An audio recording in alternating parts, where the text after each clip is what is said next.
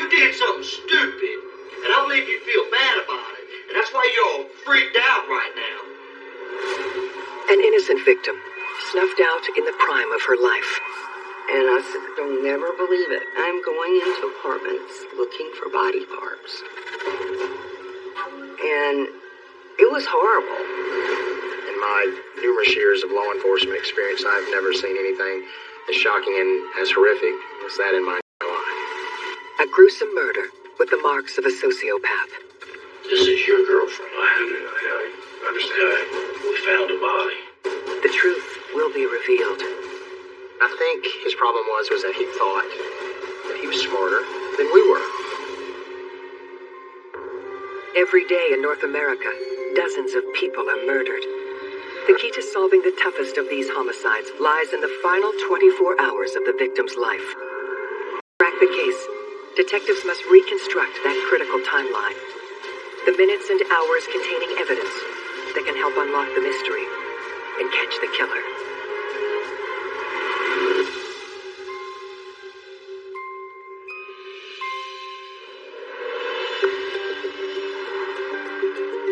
Macon, Georgia.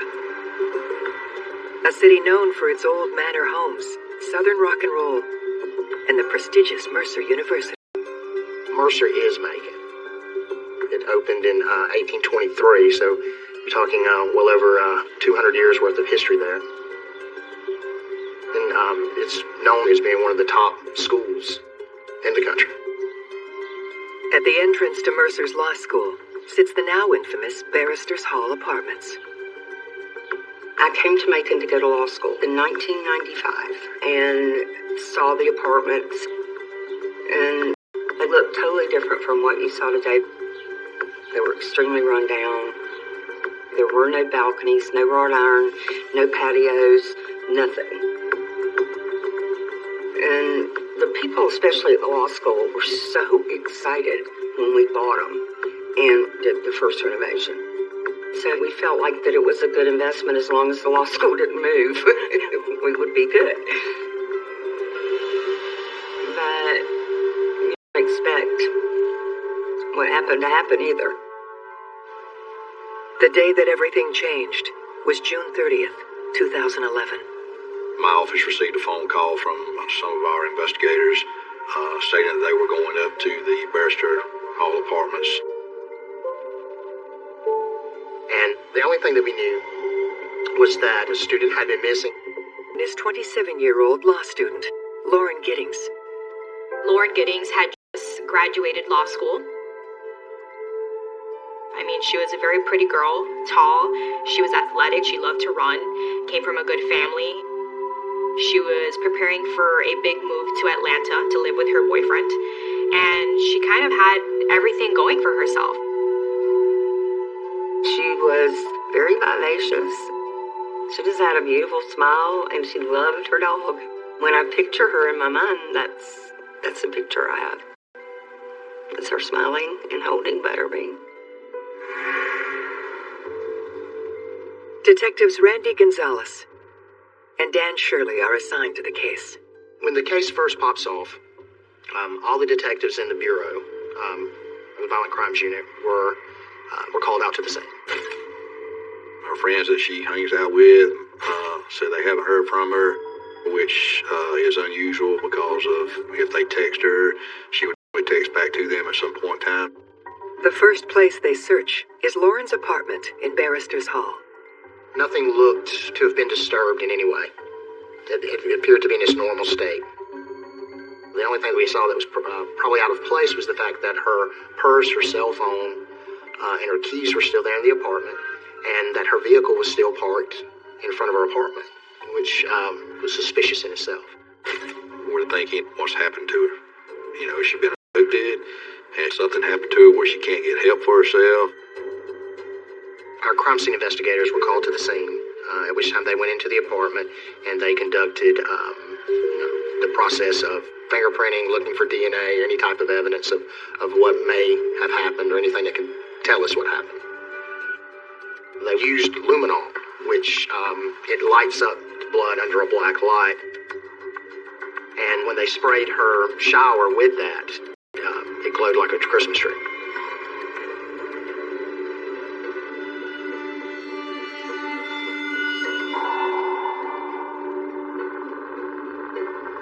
So we knew that something had happened in Lauren's apartment and left a large amount of blood behind. We just didn't know what. It's a troubling discovery, and it sends investigators out into the neighborhood in full force. So we started canvassing the area. We were speaking with neighbors. At the time, there were only a few students from Mercer that was left on campus. Most people that are cooperative with us, they don't have anything to hide. And they're sincerely want to help. One of those concerned friends is Lauren's next. Do you know any enemies she might have had, somebody that might want to hurt her? No, we don't know where she is. The only thing we can think is that maybe she went out running and someone snatched her. The problem is, like Lauren's other neighbors, Stephen had his head down studying for the bar and didn't see or hear anything. It does make it challenging because everyone's kind of preoccupied with their own thing, so no one's noticed anything out of the ordinary. Then, investigators make a grisly discovery. We were outside of Lauren's apartment complex in front of the building. It was kind of a windy day, a little bit, the wind was blowing, and we would smell an odor, like a foul odor, every once in a while. And, I was just trying to figure out, what it was. That smell led us to a trash can that was located outside of Lauren's apartment building. So we opened up the trash can. There was a black trash bag pulled out, and upon opening it, we located a torso inside those trash bags. In my numerous years of law enforcement experience, I've never seen anything as shocking and as horrific as that in my entire life.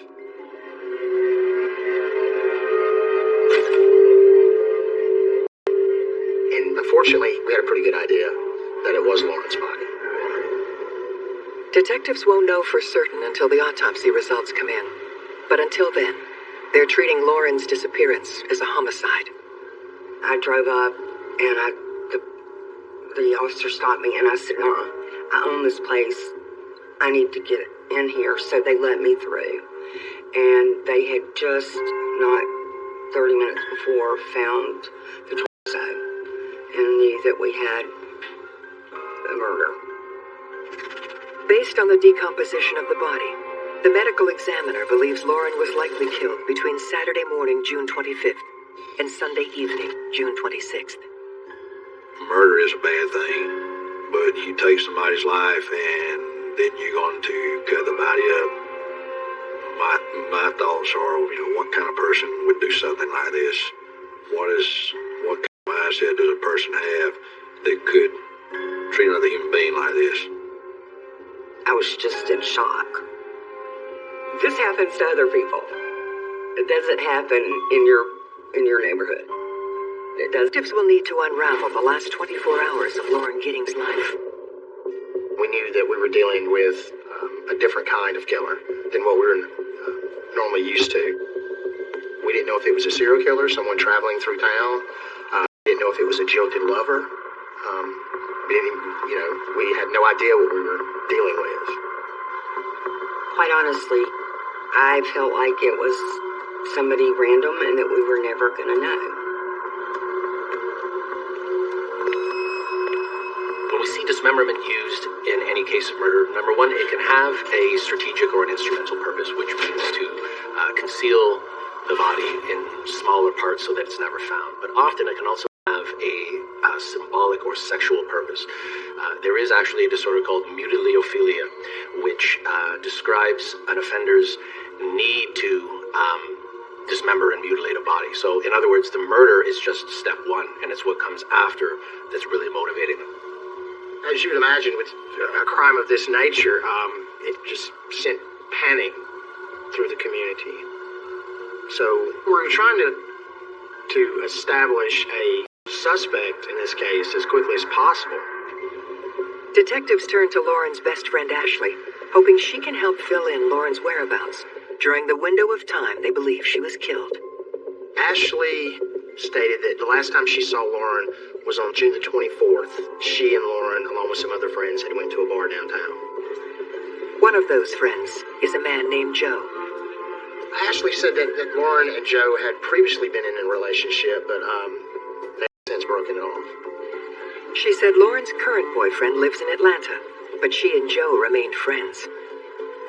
Ashley described the night. I mean, it was just a normal night. They went down to blow off some steam from studying for the bar. Everybody seemed to be happy and having a good time. Ashley said that after they left the bar, everyone went back to Joe's apartment. They had some more drinks, and Lauren had spent the night at Joe's house. It wasn't until 4 days later, when Ashley hadn't heard from Lauren, that she went over to her apartment to check on her. No one's that surprised when they don't hear from Lauren for a number of days, and that's normal when you were in the midst of studying for the bars. Everybody goes into their hole, they don't want to speak to the outside world. Joe was immediately considered a possible suspect in the case. Usually the first people that are looked at are the ones closest to him. Boyfriends, husbands, ex-boyfriends. So, in Joe's case, he wasn't the one that cut the relationship off. So, there's a possibility. Detectives bring Joe down to the station to question him about the last time he saw Lauren. He confirms that she stayed the night at his house, but says she left alive and well the next morning at 8 a.m. Joe's story makes him the last person, if that story is true, verified as seeing our victim when she was last alive. And while there's nothing on the surface wrong with that story, unfortunately, as an investigator in this line of work, you have to think dirty. You have to start thinking, is this story a play? Does he know more? Did something involving alcohol happen that night that he hasn't told people?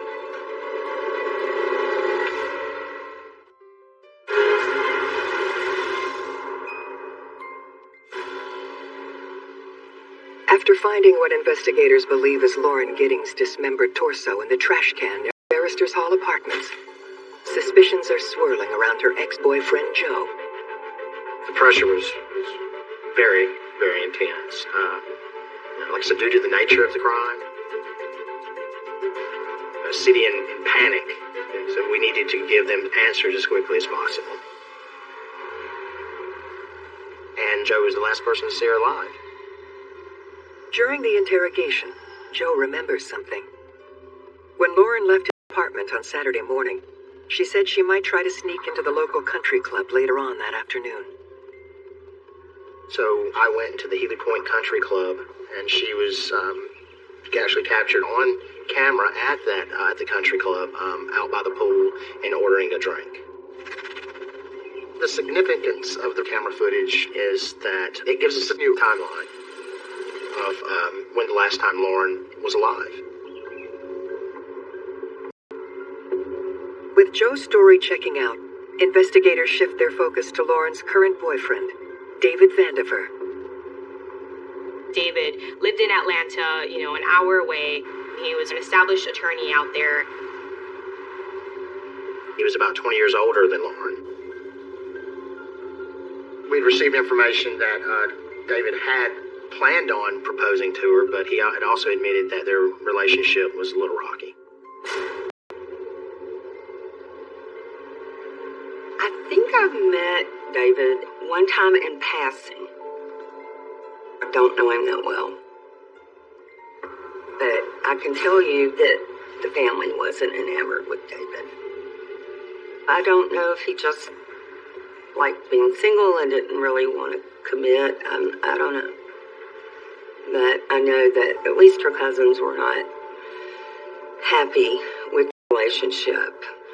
Detectives ask David to come down from Atlanta for questioning. See what he knows about Lauren. When's the last time he's talked with her? When's the last time he's seen her? Detectives decide to keep their cards close to their chest while they suss David out. David, I want to talk to you over here. What kind of relationship did y'all have? Did she have other boyfriends?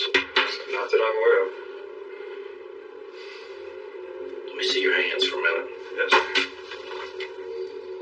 Was that a blister from golf? That's the picture I sent her in a text. That I got to, because the guy totally changed my swing, and I swung the club probably 2,000 times. Listen to me.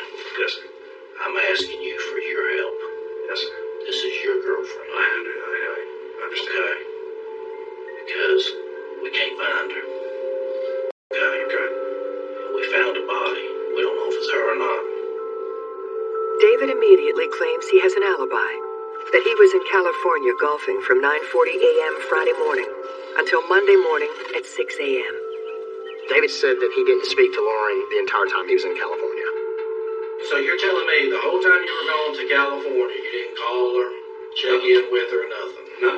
Then you land in Atlanta and just go back to your apartment or a house, wherever you live in Atlanta, and you didn't even call her and tell her you were home or anything? No, I thought it was going to lead into a whole uncomfortable or awkward conversation about when are we going to get married and stuff like that. And I'm just like, my reaction to that is always just to kind of back away. If you're in a relationship with someone, to me, it's kind of unusual that you don't talk to someone, within 5 days. Not even a phone call or a text. Kind of one of those moments when you think, well, does he know something about this? Is he involved in this?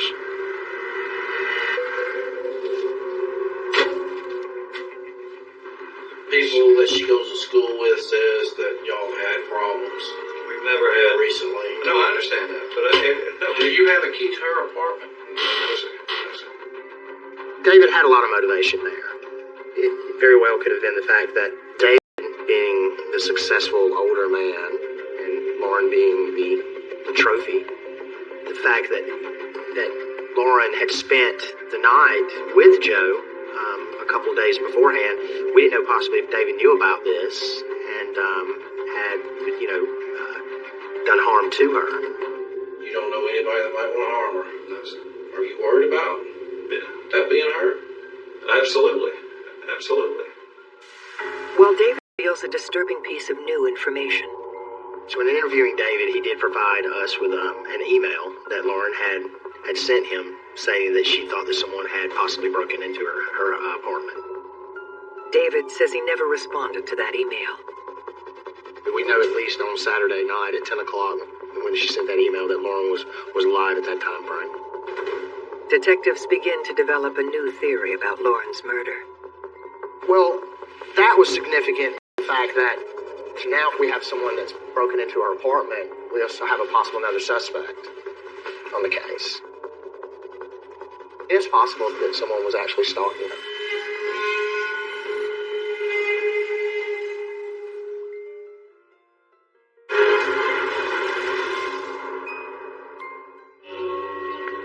Detectives are exploring a theory that whoever killed Lauren Giddings in her apartment might have been stalking her. There was no forced entry to the apartment. Your thinking process is, did she let someone into her apartment? Was the apartment unlocked at the time? Did someone enter in? If no one forcibly broke in, how did they get in? You can't break in through the doors. The doors are solid wood. They're set in a steel casing that is set into the concrete. So when the bolt goes through the steel casing, it goes into concrete. And unless you have an axe, you can't chop down that solid wood door. Someone had to have a key, either spare key or a master key. And we knew that one person that had a spare key to the apartment complex was the maintenance guy. Detectives track down the maintenance man at the Barristers Hall Apartments, David Dorer. He was a law student himself and very much dedicated to finishing his degree and practicing law. He said that he didn't keep a close eye or have a lot of contact with the other occupants of the apartment complex unless he was doing a job for them. Investigators ask him when he last saw Lauren. He had informed us that he had been to Lauren's apartment a couple of weeks prior to us finding her body. David Dorer says that he too was consumed with studying all week. and therefore can't provide a solid alibi. The fact that David, the building's maintenance man, had access to that room and to the saw, and would have had access to all the residents' personal information, to keys to their units, could have wandered through the halls and around the grounds under the cover of darkness, and fit. When the autopsy results come in, confirming that the torso does belong to Lauren Giddings, and that she was likely dismembered with a hacksaw, detectives go on the hunt for the murder weapon. Then they asked to see in the laundry area. We let them into our lockout closet, and as I told you, all of our tools were hanging there. And there was a saw there, but it was one of about 3 saws that was on the peg. And they asked, are these your tools? And I said, yes. I had no reason to think they weren't. They all look alike. But one of those saws isn't like the others.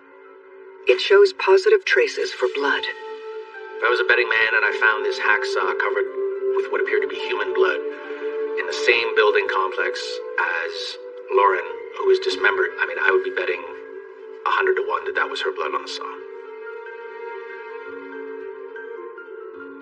At that point, it shoots the maintenance man up to the top of the list of being a possible suspect. When they ask the maintenance man if the hacksaw belongs to his set of tools, he denies it. The maintenance man told us that he didn't know anything about the hacksaw, that he'd never seen it before. We're lied to all the time, so for him to not be truthful about the hacksaw would not be unusual in the case at all. The question then is, if he was so careful about disposing of the victim, why leave the most incriminating piece of evidence essentially in plain view in a room only he had access to? It almost seems too convenient. While the hacksaw is sent off to forensics, detectives fend off a media firestorm. When you got a crime like that, and people are wondering what happened, people want answers. They want to know, what are you doing? Or, do you have any suspects? I'm calling every day trying to find out new information. So I'm sure the police department felt the pressure. It was definitely the main thing everyone in the community was talking about. Facing immense pressure to solve Lauren's murder, detectives bring in over 20 members of the police force to help bring her killer to justice. I think once they found the hacksaw in the laundry room or maintenance room of the development, they knew that it had to be someone who either lived in that development or was very close to it. Detectives begin a thorough search of every apartment in the complex. There's only one person who doesn't willingly consent: Lauren's classmate, Stephen McDaniel. The way the apartments were set up, there were 2 downstairs apartments and 2 upstairs apartments. And Lauren lived in the apartment next door to each other. Stephen is a very different person. He seemed a little socially awkward. Some of the conversations he would have with me when I was on site working in the flowers or whatever, he'd stand there and talk to me for 30, 45 minutes about the entomology of bugs. And that was Stephen. Suspicious about why Stephen won't voluntarily allow a search of his apartment, investigators question him downtown. And I remember getting so upset because they were treating Stephen differently. All right. I just gotta ask you a few more questions. I remember saying to one of my friends that they're stereotyping. You stated that you're willing to do anything to help me. If I can help, I will, but... By helping me, I've asked everyone there, and everyone in the apartment complex has agreed, except you. It's the lawyer in me, I suppose. What can I say? I just needed to know. Just the way that he was acting was suspicious in general to me. How'd you get this mark down here on the chin? Place I've been picking at. Problem is this hair right here, right in there. I don't know what it is. It gets infected or ingrown, and whenever I just scratch at it, it starts to get irritated. So you don't want me looking in your apartment at all? if you want to look there and see if Lauren is there, I'll walk you through it. You don't have no problem with that? No. Okay. Investigators went over to the apartment and began searching it.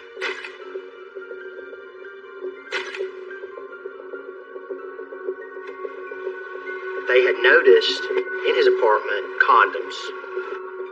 And we knew that within speaking with him that he had made some comments about saving himself for marriage, that he was a virgin. So when the investigators questioned Stephen about these condoms, he spontaneously stated that he had stolen them out of some of the other residences' apartments. The fact that Stephen confesses to having burglarized apartments in that complex, to me, is the game changer. We know, first of all, that burglary is the most common first crime among both homicidal and non-homicidal sex offenders who are currently incarcerated. It is a gateway crime. As suspicions deepen around Stephen, investigators pore over several news interviews that he gave the day the torso was found. I mean, we just don't know. They have recovered the body or whatever they recovered from there. Body? Had you heard anything? Had you seen anything there? Had you seen anything there? I mean, we don't know if this is the same person. You know what I mean? Like, they still got a body there earlier. We don't know if it's the same person or not. That's how we're trying to ask people if they know who lived there. Are you okay, sir? I think I need to sit down. Okay. When I saw the way that he acted when he found out that there was a body in that trash can, I mean, you knew that this man knew something about the murder. Without a shadow of a doubt.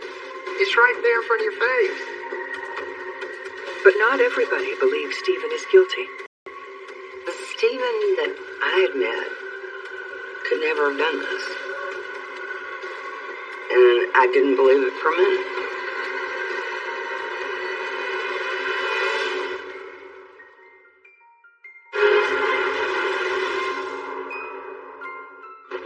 Stephen McDaniel has confessed to burglarizing his neighbors, leading detectives to wonder whether he was the stalker who murdered Lauren Giddings in her own home.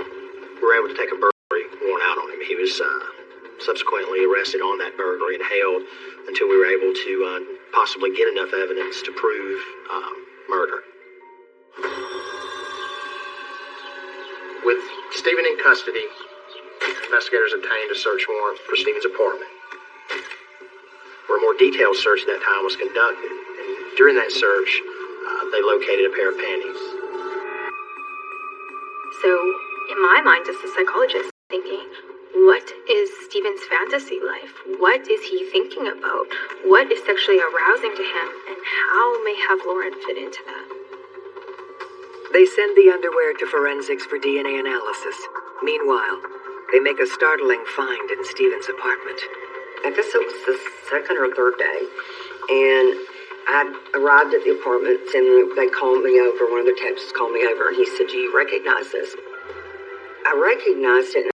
It's a master key. Where did you get it? And he said, it came out of Stephen's apartment. And I was absolutely devastated. I was feeling like, oh my God, am I the one that lost his key that Stephen found? Is this my fault? But they didn't find just one key. There were 2 keys that were found in the apartment. One was a pass key. There was another key found that was actually a key that fit the lock to Lauren Giddings' apartment. Armed with this incriminating evidence, detectives interrogate. You know Detective Patterson, right? Yes. Do you remember? Put your hands up here. You remember us talking earlier tonight? Right? Yes. The first thing that the investigators who interviewed him asked Stephen was, did he hurt Lauren? He doesn't say anything. Stephen just kind of just puts his hands up on the table in the interview room and just kind of stares off into space. Look, just tell me what happened, brother. I don't know. Well, where's she at? I'm asking you for your help. I don't know. I need you to tell me what you want me to tell her mother. I don't know. Do you need to see what you told the media? It was on 11 o'clock news. Well, I'm asking you. Tell me I want to know. I don't know where she is. I think it was a desperation move on his part. Stephen, at that point, he probably knew that he'd been had, or that the gig was up, and he didn't know where to go from there. Where were you at yesterday? At home. What'd you do at home? Tell me everything you did yesterday. From the time you woke up to the time you went to sleep. I don't know. Steven, you gonna look at this right here, this little girl right here, and you gonna say you don't know? I know you know. I don't know. Yes, you know. You did something stupid, and I believe you feel mad about it, and that's why you're all freaked out right now. Detectives interrogate Stephen for 3 hours, trying to get him to confess, but they get nowhere. In Stephen's case, the fact that he clams up, lawyers up, whatever term you want to use, and essentially doesn't want to speak to investigators or confess, the joke is that his browser history does the confessing for him. On his computer, we located websites of sadomasochism. There was bondage on his web browser. We also located where he had looked up on how to get away with murder. We also found where he had looked up on how to dismember a body. I think what we see with Stephen is somebody who may have begun by thinking about Lauren, looking at certain materials online, and the more he looks at this, the more aroused he becomes, and he resorts to more intrusive kind of activities. So he starts taking pieces of clothing from her, letting himself into her apartment using a key. So he becomes occupying of her personal space, violating her, if you will, and more live referred to as a lust murder, where he, is pairing his sexual arousal with cruelty.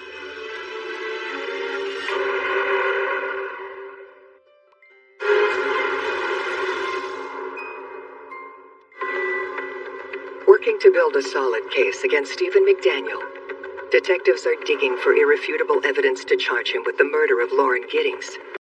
Everyone thought he did it. At this point, he was in jail for the unrelated burglary charges, and there were search warrants executed at his apartment almost every day for weeks. They just kept pulling out stuff out of his apartment. What they find is a cornucopia of weaponry, handguns, a semi-automatic rifle, an entire collection of knives, and even a samurai sword. But the most damning of all, the packaging from the hacksaw was found in his apartment. And the packaging matched the hacksaw that was located in the maintenance room in the fire hall. Stephen was a law student. And I think his problem was that he thought that he was smarter than we were.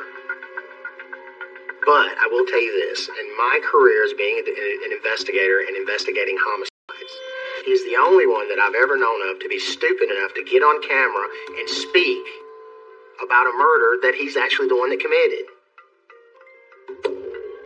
At that point, we believe we had enough circumstantial evidence to present it to the district attorney's office for the go-ahead on Stephen being charged with the murder of Lauren Giddings. While reviewing the evidence retrieved from Stephen's apartment, they discover yet another piece of the puzzle. Electronic equipment was also taken from Stephen's house, and there was also some videos found.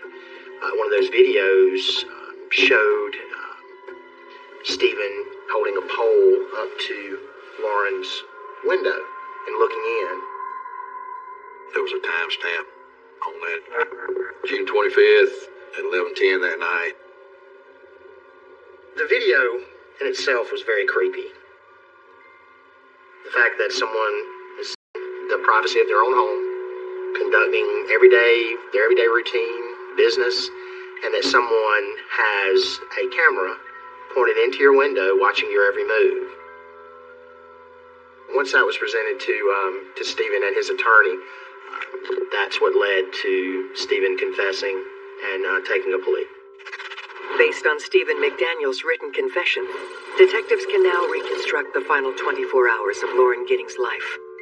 And Joe had went to a bar downtown. They'd had a few drinks. Afterwards, they went back to Joe's apartment. Lauren had spent the night there. Lauren had gotten up the next morning and went to Healy Point Country Club, where she had hung out by the pool and ordered a drink. June 25th, Saturday, Stephen McDaniel videoed through the window of her apartment around 11:10 p.m. that night.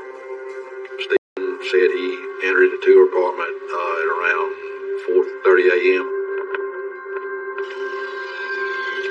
He said he came in the apartment that morning with a mask on.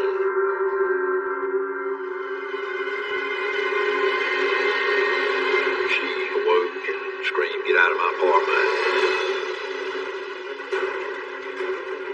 At some point during the struggle, the mask was pulled off.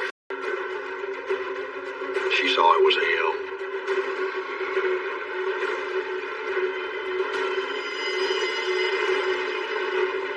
He confessed to strangling her to death.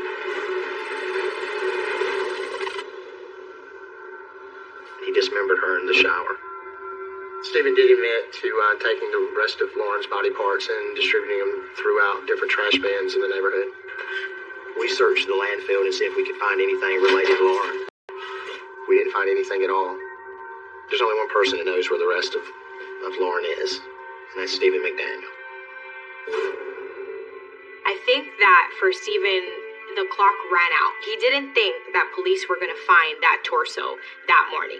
He was counting on the dumpster coming in and picking up that trash bin and taking it to the landfill. After that, everything was in motion and he didn't have time to catch up. I believe Stephen's motive was purely lust, murder, all wrapped up into one. As far as I'm concerned, Stephen McDaniel is the poster child for a sociopath. He knew exactly what he was doing. He planned the murder. And then he carried it out.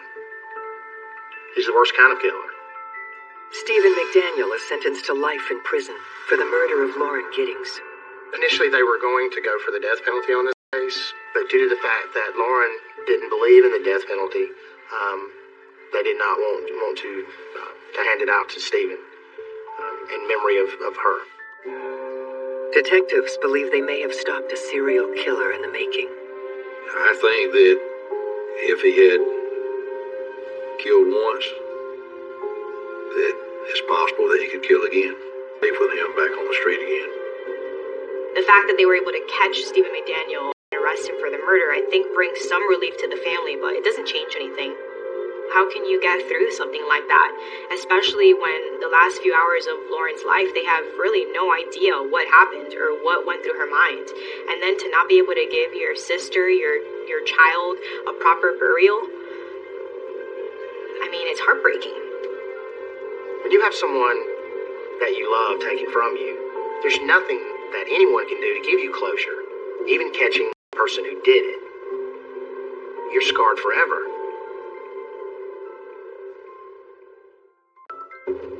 This was a brutal attack on Katrina Smith. A senseless murder of a bright young woman. The individual who attacked her was going to make sure that she did not survive. As the investigation expands, the mystery deepens. She felt that she was being followed or stalked by somebody. Katrina knew that her life was in danger. The truth will be revealed. How did he know about blood in the trunk? This is bigger than just one piece. This is a whole huge corner of that puzzle. Every day in North America, dozens of people are murdered. The key to solving the toughest of these homicides lies in the final 24 hours of the victim's life. To crack the case, detectives must reconstruct that critical timeline. The minutes and hours containing evidence that can help unlock the mystery and catch the killer.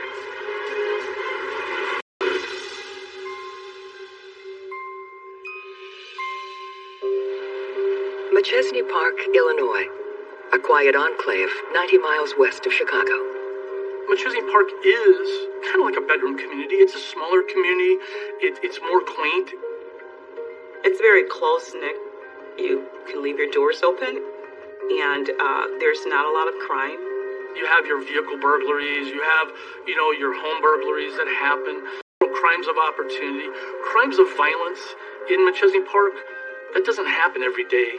That's not Chicago. It's more relaxed. It's a safer city.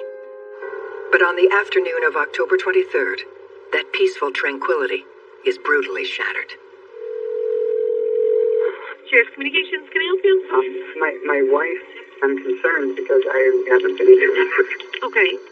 We had a frantic, distraught, worried husband, Todd Smith. He reports that his wife has disappeared. You haven't been able to reach your wife? Right. What's your wife's name? Katrina? He had seen her the night before. And now all of a sudden he's very concerned because she hasn't contacted him. She hasn't answered the phone. And he doesn't know what's happened to her. The missing woman is 30-year-old Katrina Smith. From the information we gathered about Katrina, she's a super friendly woman who would do anything for anybody. Katrina works in human resources at a local automotive plant. She was at work every day at 8 o'clock at Cameron Industries. Excellent employee, always had a smile on her face, always cheery. She attended church in Rockford quite regularly. She was very devoted to her family. Tasked with investigating Chief Prosecutor Marilyn Height Ross.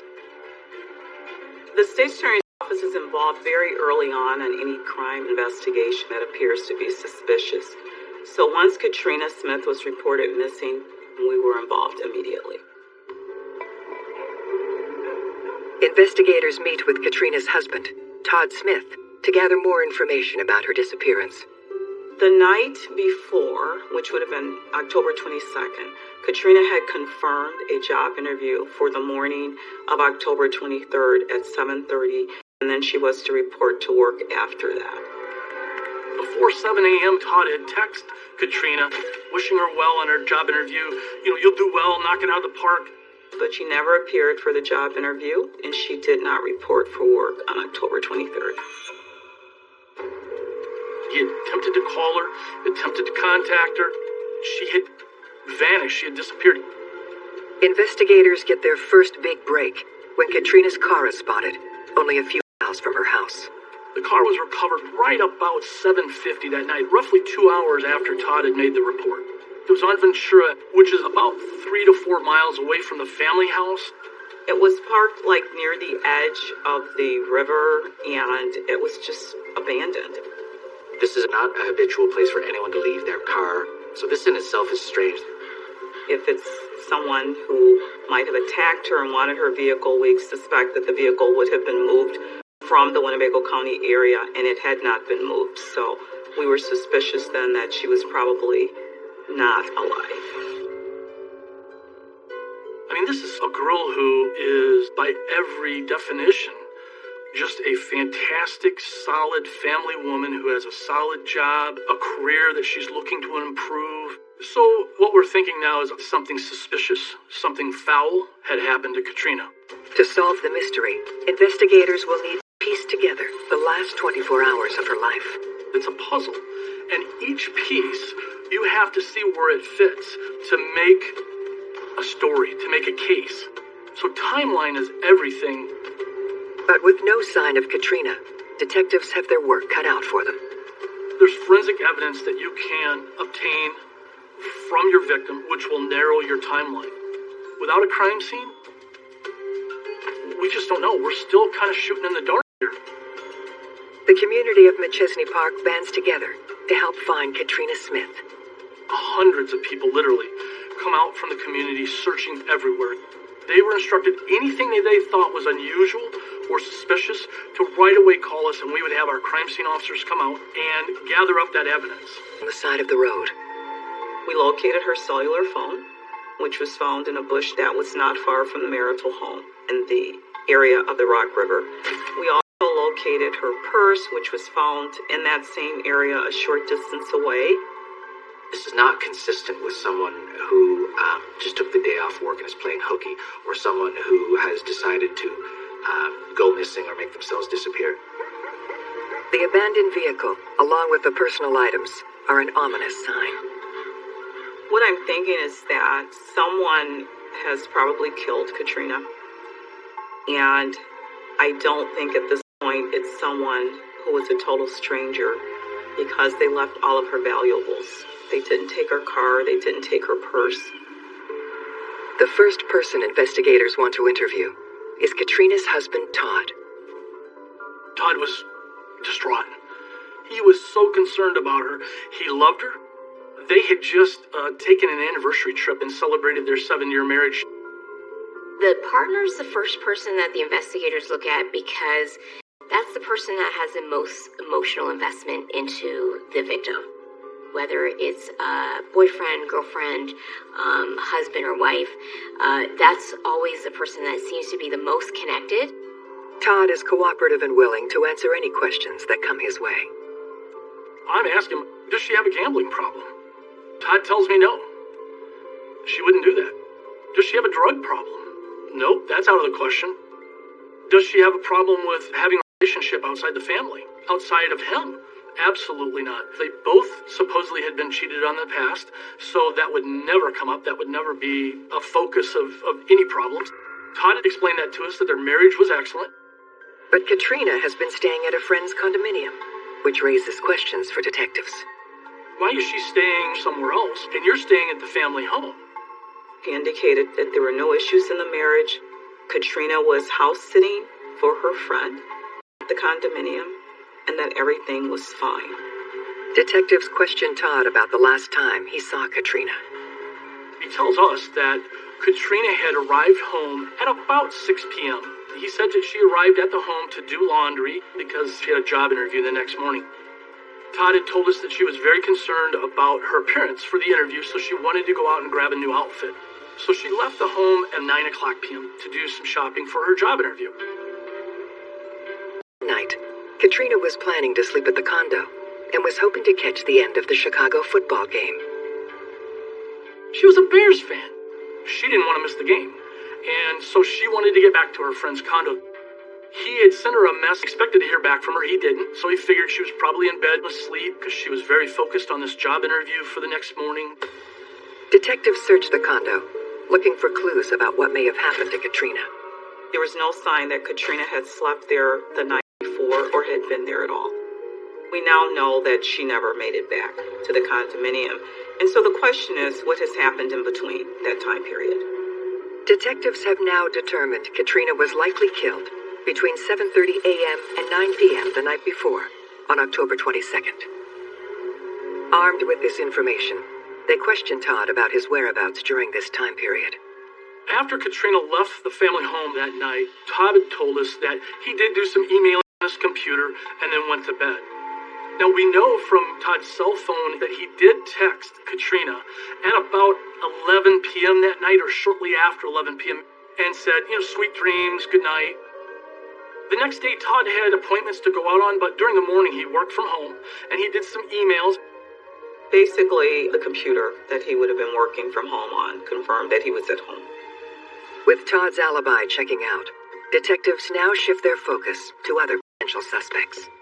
We're looking for any speck of information that can give us a lead that may be able to help us determine what has happened to her.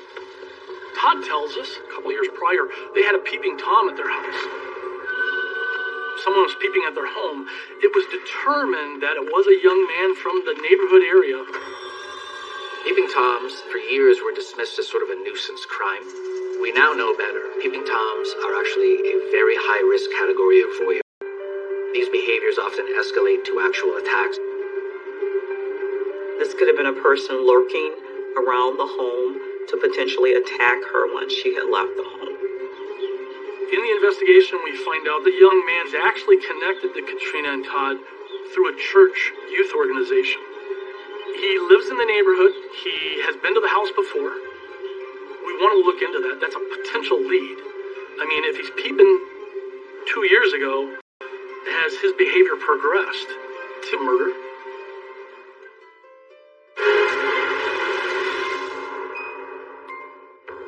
Working a theory that a peeping Tom who targeted Katrina Smith 2 years prior might have turned violent, detectives hunt him down. We go back through all the reports of anything that has happened in that neighborhood that's suspicious, and And there was a second report of a peeper in that same neighborhood. It was reported by a different woman who had a very similar resemblance to Katrina. Detectives canvass the neighborhood for information about a potential stalker.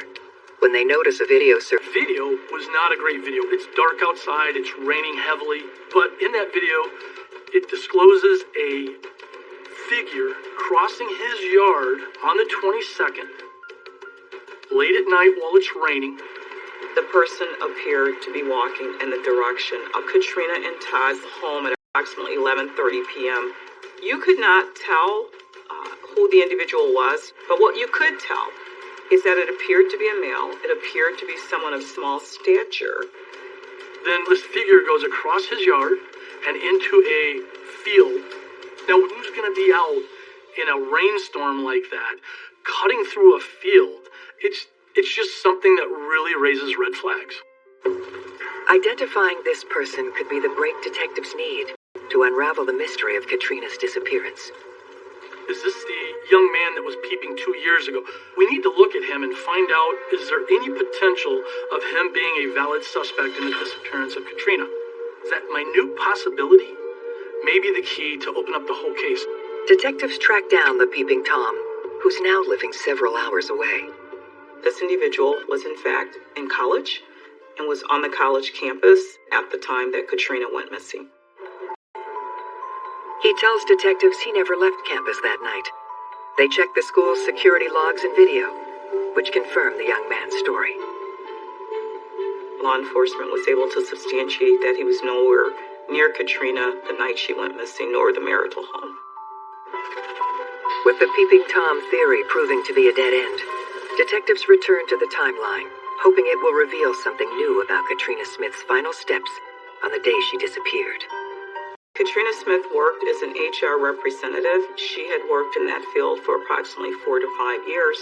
She was very well liked by her co-workers and her supervisors.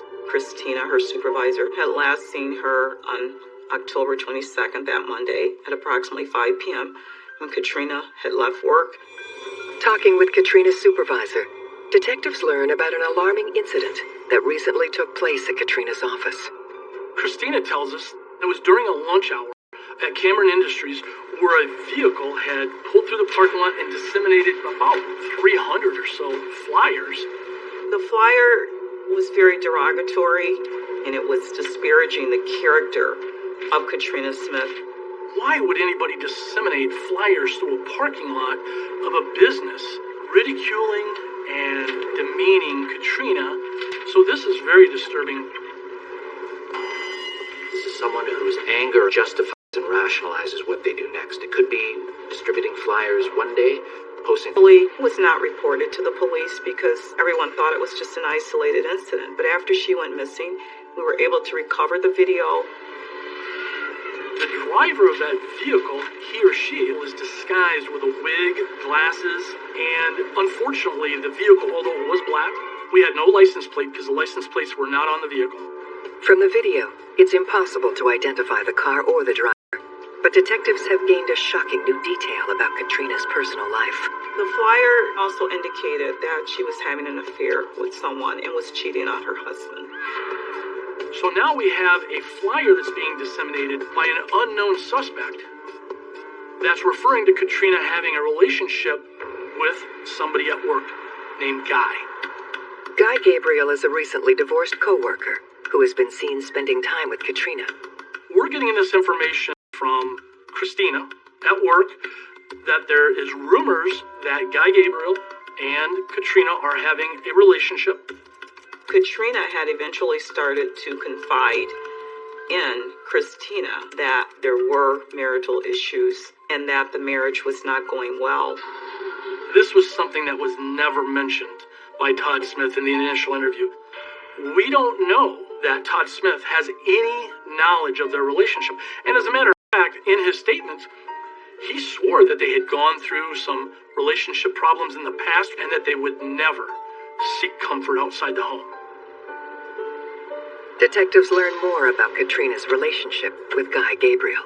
When our crime scene officers ended up diving into Katrina's phone We confirmed that Guy Gabriel and Katrina were having a romantic relationship. They went out a couple times for lunch a few times and talked, and she shared problems with Guy. But then eventually that relationship became closer. And he had come to the point where their conversations had been about Katrina divorcing Todd Smith. Investigators bring Guy Gabriel into the station for questioning. He was irritated a bit that we wanted a formal interview. They ask him to recount the last time he saw Katrina. Sunday night, which was the 21st, Guy Gabriel and Katrina had stayed together at Kelly's condo. On Monday morning, Guy Gabriel gets up. This is the morning of the 22nd, and he sees her off to work. The next time Guy communicates with Katrina is when she returns to her home that night after work. The last communication that we believe Katrina made to Guy Gabriel was at approximately 7:30 p.m. when she indicated she wanted to be at the condominium for Monday Night Football. Stop. The night of October 22nd, he's on edge, waiting to hear from Katrina on whether or not she was going to disclose to Todd that she wanted a divorce. That night, their text messages indicate that Guy was very concerned about, have you told him yet? How's things going? He wants her to tell Todd that the relationship's over with. Now that does send up red flags, because now you have somebody who is having a relationship with Katrina that appears to be very obsessed with her leaving her husband. This can very quickly escalate to become a very dangerous, volatile situation.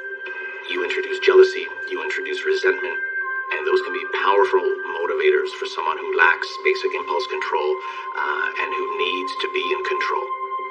We don't know that she's ready at that point for sure to tell Todd that she wants things done with. Maybe she's changing her mind, maybe something else has happened. Guy Gabriel then get upset, and something happened between the hours of 9 o'clock and the following morning.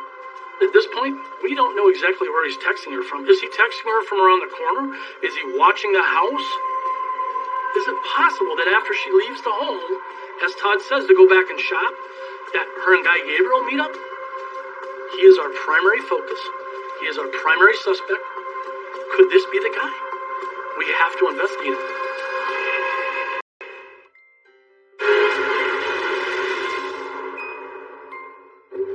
Detectives are zeroing in on a new person of interest in the disappearance of Katrina Smith, her secret boyfriend, Guy Gabriel. So, did Guy Gabriel have any contact with her that night, either near the home, or did they meet up later that night, and then things went awry from there? That is a possibility.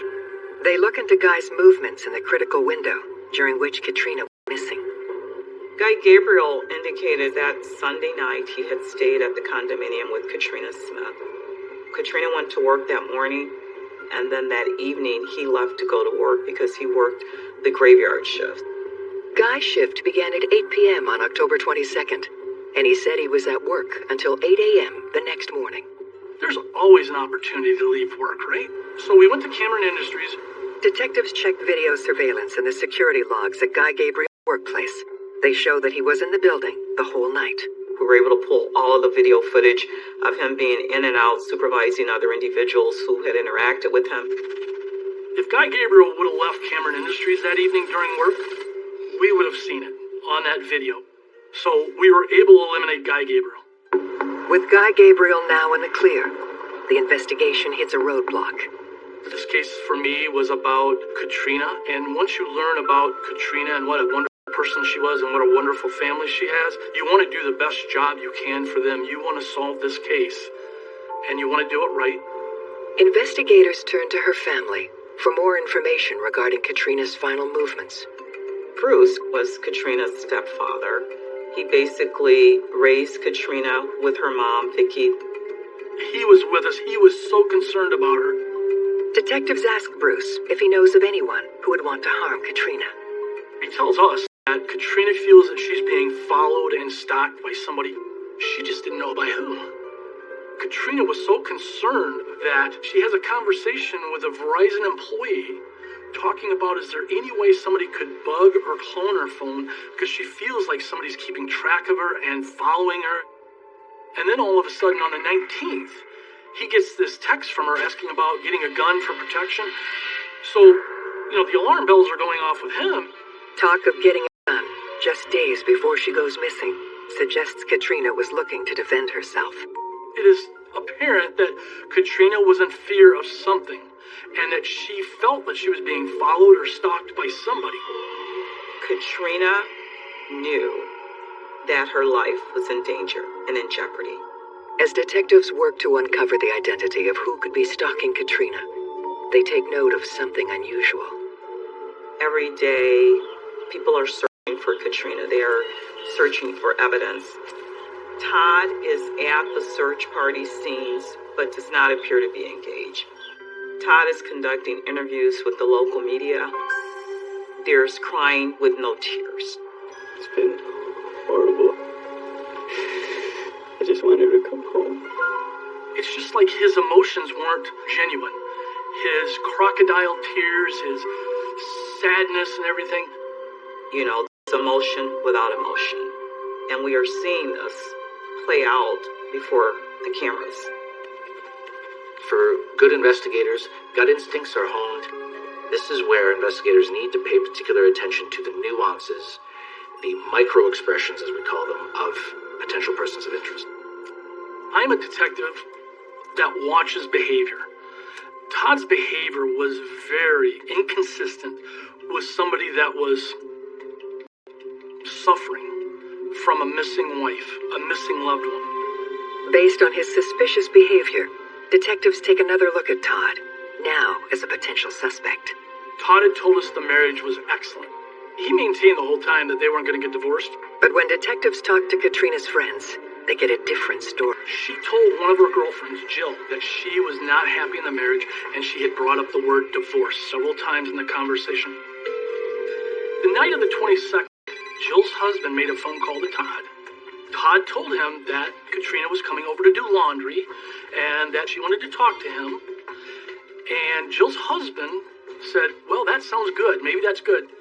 Todd says, no, I think it's done. I think she's done with me. This new information reveals that Todd hasn't been truthful with police from the very beginning. The whole time, Todd is telling us the marriage is great, no problems in the marriage, and everything's going well.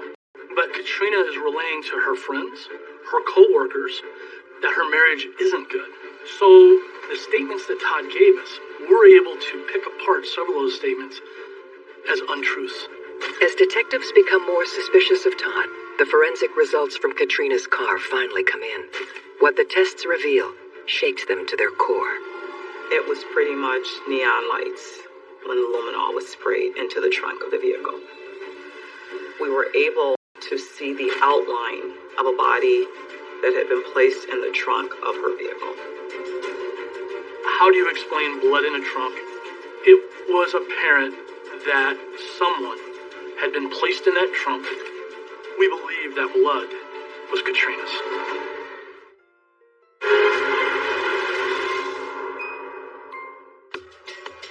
Detectives have found Katrina Smith's blood all over the trunk of her car, revealing that this may be more than just a missing persons case. Katrina had bled out significantly. There was even blood on the bumper of the vehicle, so we know that when she was placed in the vehicle, she was most likely substantially incapacitated. Sometimes you have some, even without a body, evidence of a crime. You have some blood spatter. You have what's called exsanguination, which is blood volume, which in terms of no-body homicides is as close to a smoking gun as you can. Now we know we have a crime scene at the car, whether it happened there or somewhere else, and the car was just used as transportation to hide, eliminate the body. With suspicion now building around Katrina's husband, Todd, investigators dig into his background. We know that Todd Smith had a business where he was a financial advisor, and this was his own business. It was not as productive and successful as he had portrayed it to be. He was facing a fraud lawsuit in federal court. Katrina was actually the breadwinner in the family. She was the one that paid for the mortgage on the home, that paid all of the bills. Todd's potential motive. Todd was very possessive and jealous of Katrina. And the fact that she might now want to move on and get a divorce was very disturbing to Todd. As detectives look deeper into Todd's past, they learn something even more alarming. In the investigation, I ended up speaking with a family member of Todd Smith's, and his name was Justin. Justin was a half-brother to Todd. The story was that at 17 years old, Todd ended up disconnecting a gas line from the stove and ended up blowing up the home in an attempt to kill Justin, his sister, the mom, and the dad. At the time, Todd was sentenced to 30 months probation, and he became permanently estranged from his family. It paints a picture of someone who appears to be a meek and mild individual, but underneath there's a seething pot of anger and jealousy that erupts in a violent manner that could end in someone's death. When we learn more about Todd's past, that he's this troubled, violent, fire-starting teenager, this Jekyll and Hyde character emerged that then casts, I think, further doubt on all of his stories. As detectives uncover Todd's criminal past, they get a phone call that turns the case on its head. Todd is upset. Todd is very upset. And he discusses how upset he is about Katrina's blood being found in the trunk of the vehicle.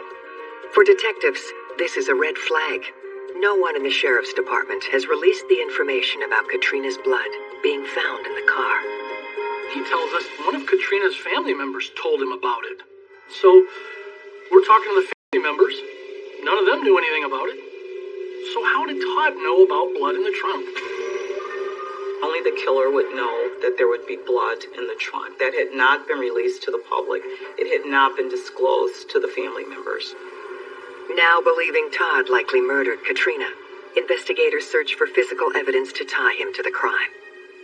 We searched the computers and we were able to find remnants of this disparaging flyer that had been distributed at Katrina's workplace before she went missing. Now, how does that flyer, outlining a relationship, very rudely might I ask, between Guy and Katrina, how does that flyer end up on his computer? Did Katrina put it there? No. Who's the only other person that could have authored that on his laptop? Him?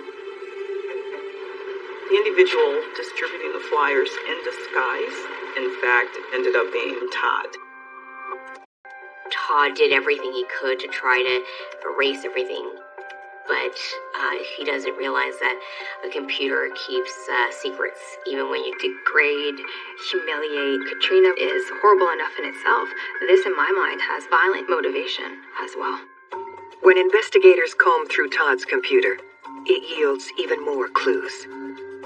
We also discover a tracking software, which coincides with a small box that one of our detectives located and right away identified it as some kind of housing for a tracker. Before she disappeared, Katrina believed she was being followed, and she was right. Todd had been tracking her every move. That tracking software that was on the computer was forensically analyzed by one of our detectives. He was able to show that the night Katrina disappeared, the night of October 22nd, that tracker was taken from the car, then seen following a path through the woods, which coincides with the resident who has the videotape of that figure going across that gentleman's front yard. It then concludes its tracking just a very short distance from the Smith home. What we believe Todd did was after he had dumped her car, he removed the tracking device, but he thought it was off and it was not. This is that huge piece of the puzzle. This is bigger than just one piece. This is a whole huge corner of that puzzle.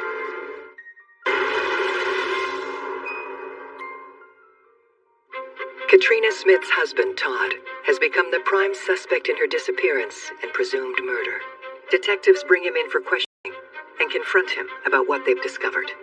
I confront him with the flyers. I confront him with the marriage. I confront him with the track stick. I confront him with everything. His response was to ignore those confrontations. He didn't say a word. He didn't respond to my accusations. If you were being accused of murder and didn't do it, wouldn't you come back at me? He didn't do that. He just sat there. And then at the very end, he said, didn't do it? I want a lawyer. And then he pointed up at the camera and said, I want a lawyer. And he was screaming. He was so upset. Detectives have enough evidence to tie Todd Smith to his wife's murder, but they still don't arrest him. They have nearly all the circumstantial evidence they need, but they hold out and stay focused, looking for that final piece to close the circle. Good evidence often can mean the difference between making an arrest and someone being acquitted at trial, and making an arrest and making sure that person never gets out.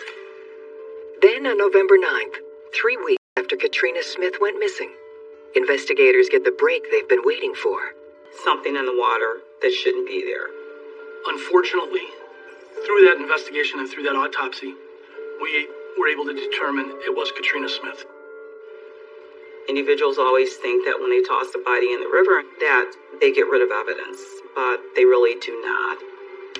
I knew eventually Katrina would surface and her body would be able to tell me how she died and how she spent the last minutes of her life. Katrina's body is badly decomposed, but the coroner declares the cause of death as blunt force trauma to the head. She was probably most likely struck from behind, and defensive wounds on her forearms would have indicated an attempt to protect herself. The type of weapon that would cause those types of injuries is some kind of cylindrical object. We were able to determine from the evidence that that cylindrical object was more than likely a pipe or a bat. This was a brutal attack on Katrina Smith. The attack showed that the individual who attacked her was very aggressive, was very emotional, and was going to make sure that she did not survive the attack. Detectives search the Smith home, looking for the murder weapon. The bat was found during the execution of one of the search warrants in the garage in a corner. The testing of the bat showed that there was presence of human blood in different areas of the bat. It ended up being Katrina's blood. Luminol is sprayed throughout the garage where the murder weapon was found. Crime scene saw what they believed was evidence that a large amount of blood had been cleaned up from the area. We could see that the place that she was killed was in the garage. They finally have the physical evidence proving Todd killed his wife. We believe that Todd took his marriage vows literally, till death do us part. And his motive in killing Katrina was to maintain her as his wife forever. Investigators are now able to complete the picture of what they believe happened to Katrina Smith in the final 24 hours of her life. October 22nd, she went to work at approximately 8 p.m. She got off work at approximately 5:30 p.m. She got to the family residence at about 6 p.m., where she started her laundry for her job interview the following morning at 7:30. That night, Katrina tells Todd she wants a divorce.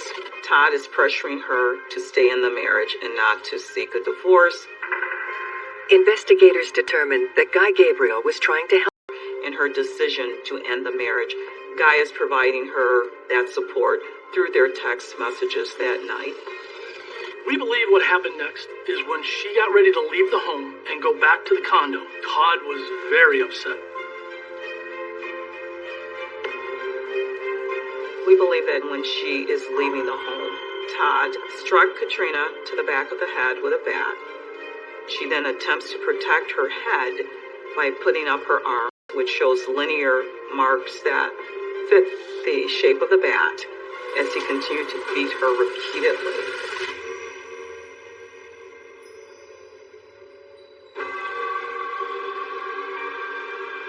He then dragged her to the back of her vehicle and placed her in the fetal position in the trunk of that car, where she died. We believe that Todd drove Katrina's body to the bridge shortly after 11. He dumped Katrina's body into the river. He then proceeded to drive the car to Ventura and Obispo, where he ditched the car.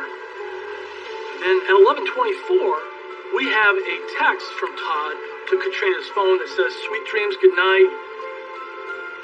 The last text message he sent to her was a signal of, you know what, you will forever be my wife. You will die my wife.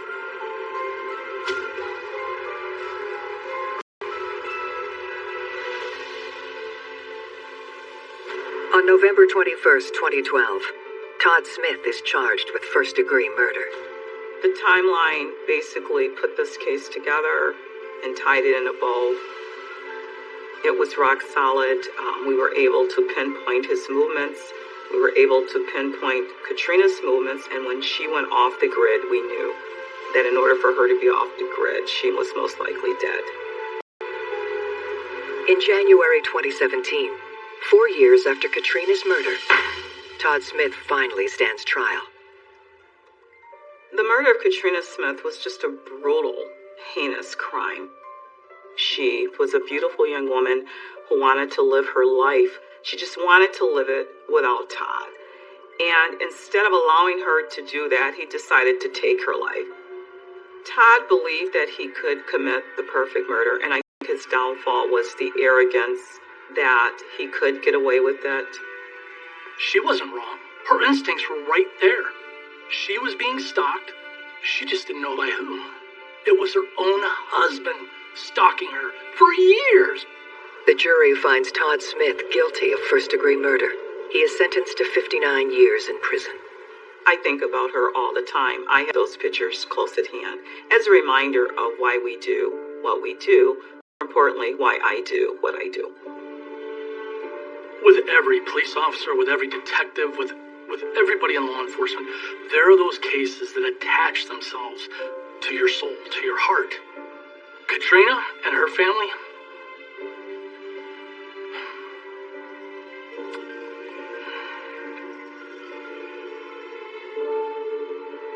they have permanently attached themselves to my heart.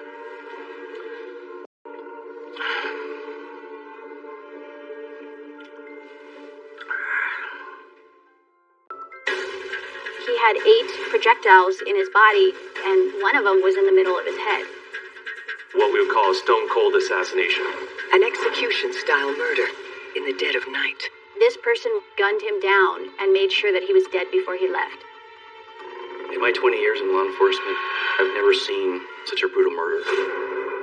And nobody called 911 hearing gunshots. A man with many enemies and scorned exes. Some liked him, some didn't. It was a pretty rough breakup. She was very irate and yelling and causing a scene. There were notable run-ins that those two gentlemen had. The truth will be revealed. We have a love triangle, and one of these 3 is dead, and 2 of them are now together. I thought, this might be the person who committed this crime. Every day in North America, dozens of people are murdered. The key to solving the toughest of these homicides lies in the final 24 hours of the victim's life. To crack the case, detectives must reconstruct that critical timeline. The minutes and hours containing evidence that can help unlock the mystery and catch the killer.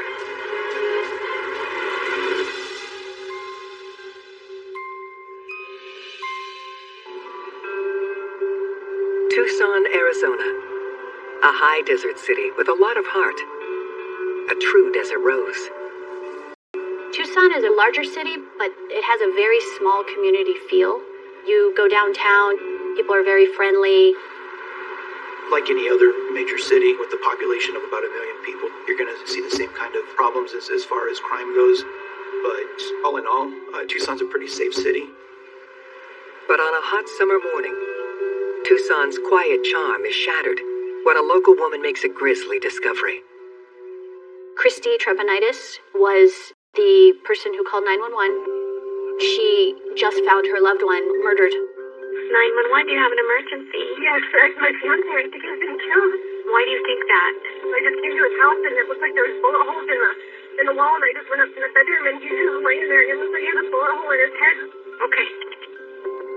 The victim is 45-year-old Nick Morelos. Nick was a tough guy, a former United States Marine, served his country. He was really dedicated to his job at Marine Aerospace, and Nick didn't put up with any BS. Some liked him, some didn't. He was just one of those people that was focused at the task at hand and held people accountable for their actions. Heading up the investigation into Nick's murder is Detective Jennifer Garcia, a new recruit to homicide. This particular case was lead detective. Investigators head directly to the crime scene, Nick's bedroom.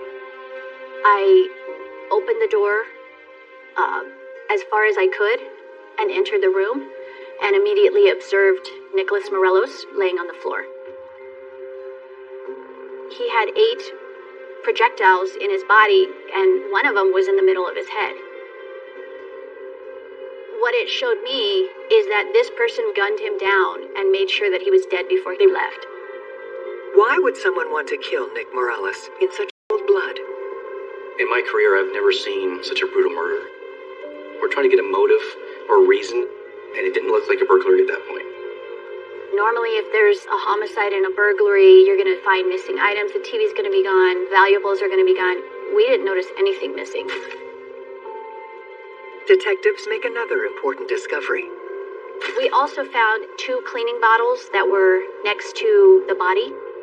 The floor felt sticky and smelled, to me, very much like cleaning solvent. It looked like the person was trying to clean up the fact that they were at the residence. To solve Nick's murder, detectives must reconstruct the final 24 hours of his life. When was the last time the victim was heard from or seen? When was the victim found? That's your major timeline that you're working with. And then you start talking to investigative leads, persons of interest, suspects, and everybody else involved, and then you narrow the timeline down. They start their investigation by talking to Nick's fiancée, Christy, who found his body. I didn't get any sense that she had anything to do with this crime, that she truly was upset. She appeared to be in shock. She appeared to be shaking at times when she spoke to us, and tearful. Christy had worked at Miranda Aerospace, and that's how they became involved. She said he was a loving guy to the people in his life and close with his family. Detectives question Christy about Nick's whereabouts on the day leading up to his murder. On the day before he was murdered, it was a Sunday, he went to her residence. They spent the whole day together. He went back to his residence around 5:30 p.m. and they spoke a couple of times that evening, and the last time that she had contact with him was around 8:30 p.m. Christy relayed to us that Nick has to leave for work around 6 a.m. Around that time, he will normally either call her or send her a text message, but on Monday morning, she didn't hear anything. And by about 8:30, she had been calling and text messaging both of his phones, his personal phone and his work cell phone, and she had no answer. So she decided to drive over to Nicholas's residence to check on him. Detectives theory before he was supposed to leave for work the next morning at 6 o'clock a.m. With the evidence we were looking at this point, it appears that an assailant was firing into the house from the backyard. We picked up 11 spent .45 caliber casings at the scene. Each of these spent casings had a distinct mark on the back of the bullet itself. It's called the head stamp. We noticed that it had 5 distinct stars across the top, and then underneath that, it said .45 auto. This ammunition was made by an obscure company called Golden Eagle, which is ammo that's manufactured outside the United States and pretty much not used in this area. Detectives start developing a theory as to how the attack went down. So we have bullet holes in multiple walls, which means Nick was moving. Nick was fleeing for his life during this assault on him. Detectives proceed with examining the exterior of the house and make a surprising discovery. When we went outside, you could see a gray, very large pit bull dog in the backyard. The pit bull is Smokey, and he belonged to Nick. If you look at a picture of Smokey, he's a big pit bull, and that's a scary-looking dog. Not many people want to tangle with a pit bull, so that's a problem for the killer to have to deal with. Along with the pit bull, they uncover some important clues about the shooter. We thought that they were on the ground shooting into the residence, but their trajectory showed us differently. Following that trajectory out, it was parallel to the ground. There was no way someone was shooting at this house from the backyard of that residence to make these impact points. An A-frame ladder was collapsed and closed, and it was propped up against the patio wall, which we kind of thought was odd. And it looked like somebody had climbed onto the patio roof and shot through the window, standing on the roof. You can see 2 defects into the stucco, so we could tell that somebody was outside shooting into the residence. There was also a couple of panes of glass on the patio roof that had a red substance on it. There was a red substance found on the bottom of the windowsill, and then a red substance found on the stucco area under the window. It was blood.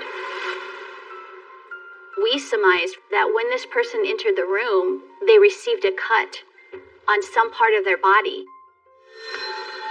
Thinking someone may have seen the killer as they entered and exited Nick's home, detectives canvassed the neighborhood. We have Nicholas's neighbor saying that around 4 a.m., 4:15, she heard a strange noise. I believe what she is actually hearing is a projectile smashing the glass. The neighbor's statement helps detectives significantly narrow Nick's time of death. Might be a silencer or a suppressor that was used in this crime, because 11 projectiles were fired from a gun and nobody called 911 hearing gunshots. The use of a silencer really has one purpose, which is to conceal the sound of a gunshot. But even though they're perfectly legal to own and use in the state of Arizona, they're not necessarily easy to fire with. That tells us that this is an experienced shooter who not only acquired the necessary equipment, but has put some rehearsal into firing with a silencer. A silencer explains why the neighbor couldn't distinguish the sound of gunshots. But why wouldn't she hear Smokey barking in the backyard if there was an intruder?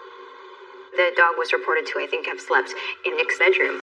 So this speaks to routine. And so when folks are interviewed and they don't hear the dog outside, there's a number of theories, I think, that could explain this. One is that a person known to Nick and the dog did this to be able to remove it from inside and take outside. Or another one is somebody with information about either how to manage animals or had information about Smokey in particular could have done it. So now you have somebody going in through the bedroom window, somebody staying and cleaning up, somebody who effectively used a silencer and evaded detection in that way. You could conclude that the killer was more sophisticated, what we would call a stone cold assassination, and probably somebody who knew Nick.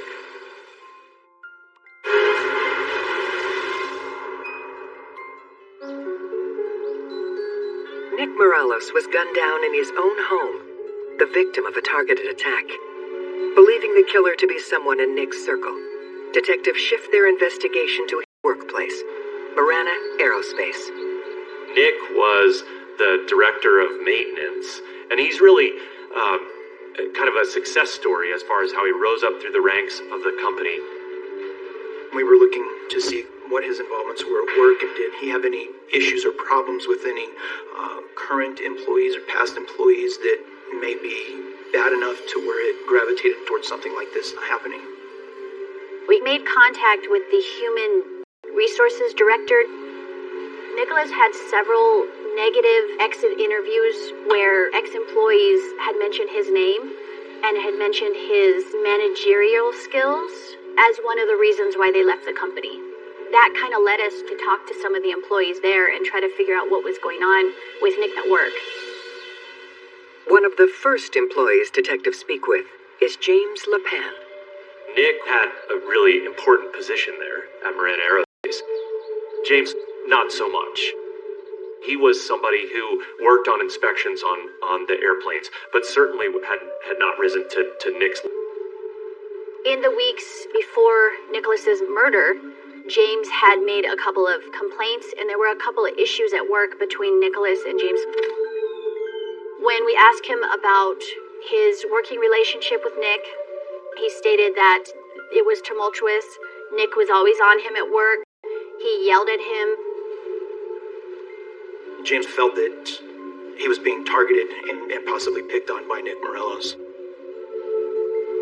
There were notable run-ins that those two gentlemen had, and so that's a known factor. James didn't like Nick because of work. And we've seen that as a motive for murder before. Flagging James and Nick's working relationship, Detective Garcia proceeds to question James about where he was the night Nick was murdered. I asked him what his schedule was. Sunday all day, he spent the day with his family. They went to the grocery store, they ate dinner. Him and his wife were working on their marriage because they were having problems with their marriage, so they watched like a Bible counseling session on the computer with one of his relatives. They went to bed around 9 p.m. and got up at around 6 a.m. Him and his wife worked out together, and then she went to work. With a corroborated alibi, James is removed as a suspect. But he reveals he's not the only employee who had problems with Nick. We found that Nick had many ex-girlfriends, and a couple of them had worked at Moreno Aerospace. You could say Nick was a womanizer. So then you start looking at exes, ex-girlfriends, ex-wives, and you try to figure out if they had anything to do with the homicide, or if anybody that they're with now, new boyfriends, new husbands, if they had any issues with Nicholas. Working backwards, detectives meet Nick's most recent ex-girlfriend, Claudia, a former employee at Moreno Aerospace. When I spoke to Claudia, she was very cooperative. She described Nick as a good person. The relationship was very good. The breakup was very amicable. She was a lot younger than him, and I think she wanted to focus on a family, and he was already past that threshold in his life. She provided any information that I asked. I didn't feel like she was hiding anything, and I didn't feel like she had anything to do with this homicide. Claudia is a non-starter as a suspect, but when Detective Garcia asks if there is anyone else she thinks would have had reason to kill Nick, she offers up a name, Jessica. Jessica also works at Moreno Aerospace, and she was also Nicholas's ex-girlfriend. A year before his murder, Nick had been dating Jessica. It was a pretty rough breakup, and shortly after she moved out, Claudia had moved in. One day, Jessica went to Nick's house when Claudia was inside the residence and was banging on the door, wanting to go in, wanting to talk to Nicholas and Claudia. She was very irate and yelling and causing a scene, and she said, "I know that Claudia's in here." So now we have an ex-girlfriend who was very irate, very hurt about the way the breakup with the victim, Nick, occurred. So that kind of raised a flag in my head. When we look at Jessica, it's such a complicated picture. You know, often the question will be asked, what makes people kill? Other than maybe drugs and money, jealousy and rage and control around a relationship with a significant other is something that we see commonly. You know, and it's sad and tragic. But again, that type of rage, that jealous rage, is certainly enough to motivate a killing, and does frequently.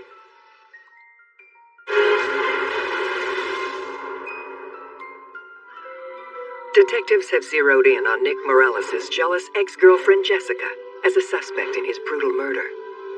When I heard about this altercation at Nicholas's house, it was probably a pretty important piece of the puzzle in the investigation, so we wanted to speak to Jessica to get a statement from her. Me and Nick, we've been seeing each other for a while.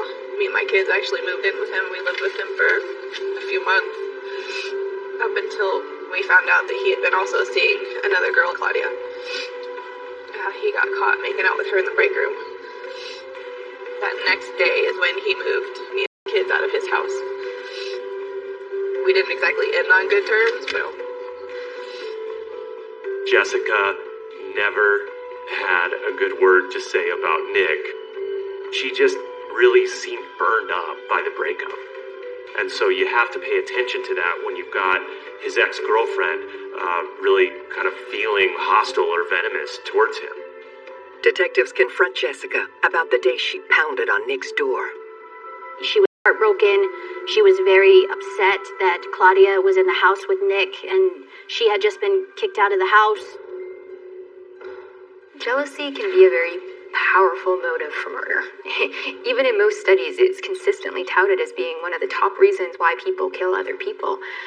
That being said, for me, envy is a bigger motivator. So envy is like jealousy. You covet what you can't have, but you also want to destroy it. And that, in my mind, makes... Did she have the opportunity to kill Nick? What'd you do on Sunday?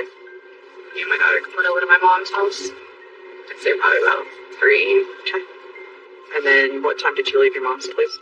I don't know, it was probably at least 7. I went home and started watching a movie and I fell asleep. Okay. I think I had to be at work on 5 on Monday. But usually I get up 2 hours before I have to be at work, so I have time to take a shower and get ready, and then I have to take my dog out. She provided her phone for a forensic cell phone download and answered any questions that we had. It turns out that the cell phone tower near Jessica's home was pinging between 7 p.m. and 5 a.m., confirming that she was at home and on the device this whole time. We know that she was nowhere near the crime scene. With Jessica's credible alibi and no hard evidence against her, detectives remove her as a suspect. They pursue another lead that they received from Nick's other ex-girlfriend, Claudia. Claudia had an ex-boyfriend named Justin. And Justin was a real concern. Claudia said that her and Justin were engaged and they broke up. She just told him that she's moving out and she moved in with Nick immediately, and he was very hurt and upset at that. As detectives dig deeper into Claudia's relationship with Justin, they uncover some troubling details. Claudia had things to say about Justin that make Justin seem pretty scary. He showed up on horseback on one occasion near her house, which she thought was scary because it meant that he was popping up there, and she was worried about almost like kind of a stalking element to that behavior. Another time, Claudia's driving along with Nick, and Justin sees them and follows them. And Claudia lets Nick know what is happening, and Nick stops the car to get out, and Justin just takes off. There was another time shortly after the murder where Justin had left her a note saying something along the lines of, "I heard what happened, I'm sorry," and he's talking about the homicide. "If you would like, I can buy you a drink sometime." So I thought that was odd. Either way, to murder someone and remove them under the pretext that this is going to allow you to move in on an ex-girlfriend and begin courting them and taking them out is, number one, obsessive, but rather delusional. Detectives also learn that Justin is an avid marksman. In this investigation, there was a pretty specific weapon involved, a .45 caliber handgun, many guns. As detectives continue to put more of the pieces together, they come across a curious piece of information. Claudia had mentioned that it was almost to the day, a year prior to the homicide, she had broken off the relationship with Justin. So Justin has reason to be really upset with Nick, and, the year to the day element just seems strange. It's like a strange coincidence. We all know that in police work there are no coincidences, especially in murder investigations, especially in murders as simply organized as this one. So when they start to rack up in Justin's case, not surprisingly, he becomes the prime suspect. With evidence of a credible motive, Detective Garcia hauls Justin in for questioning. I'd like to talk to you about an investigation involving Claudia. I'm assuming this probably has to do with, I guess, your ex-boyfriend. I'm guessing we just heard about this, but is that what it's about? Who is her ex-boyfriend? I don't know. Okay. People lie to the police all the time. So when you go talk to somebody, you have a 50-50 chance that they're either telling you the truth or they're lying. And you just have to, through your investigative skills, by putting all the pieces together, you have to figure out if this person is being honest with you or not. Detective Garcia pushes Justin on how he's feeling about Claudia and the breakup 1 year later. I was pretty broken up about it for a long time, 10 months. And then it all just stopped. All the bad stopped. It was awesome. I don't, really believe in God or whatever, but I was like, dude, just in case, I prayed. I was like, thank you. At the time, it didn't seem like it bothered him anymore. And you gotta take that with a grain of salt. Is he really over it, or does he still have issues? I've certainly seen cases where someone's breakup can lead them to take desperate measures.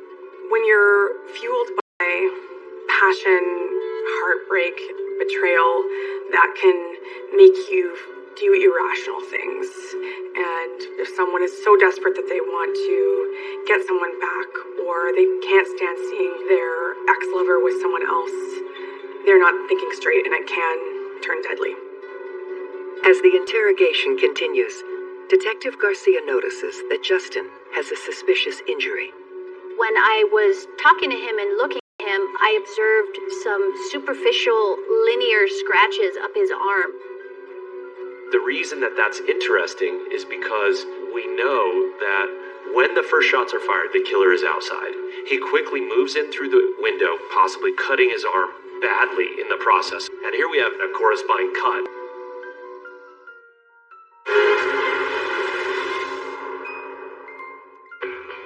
Detective Garcia is moving in on a prime suspect, the murder of Nick Morelos, Justin, the jealous ex-fiancé of Nick's ex, Claudia, and he has suspicious wounds on his arms.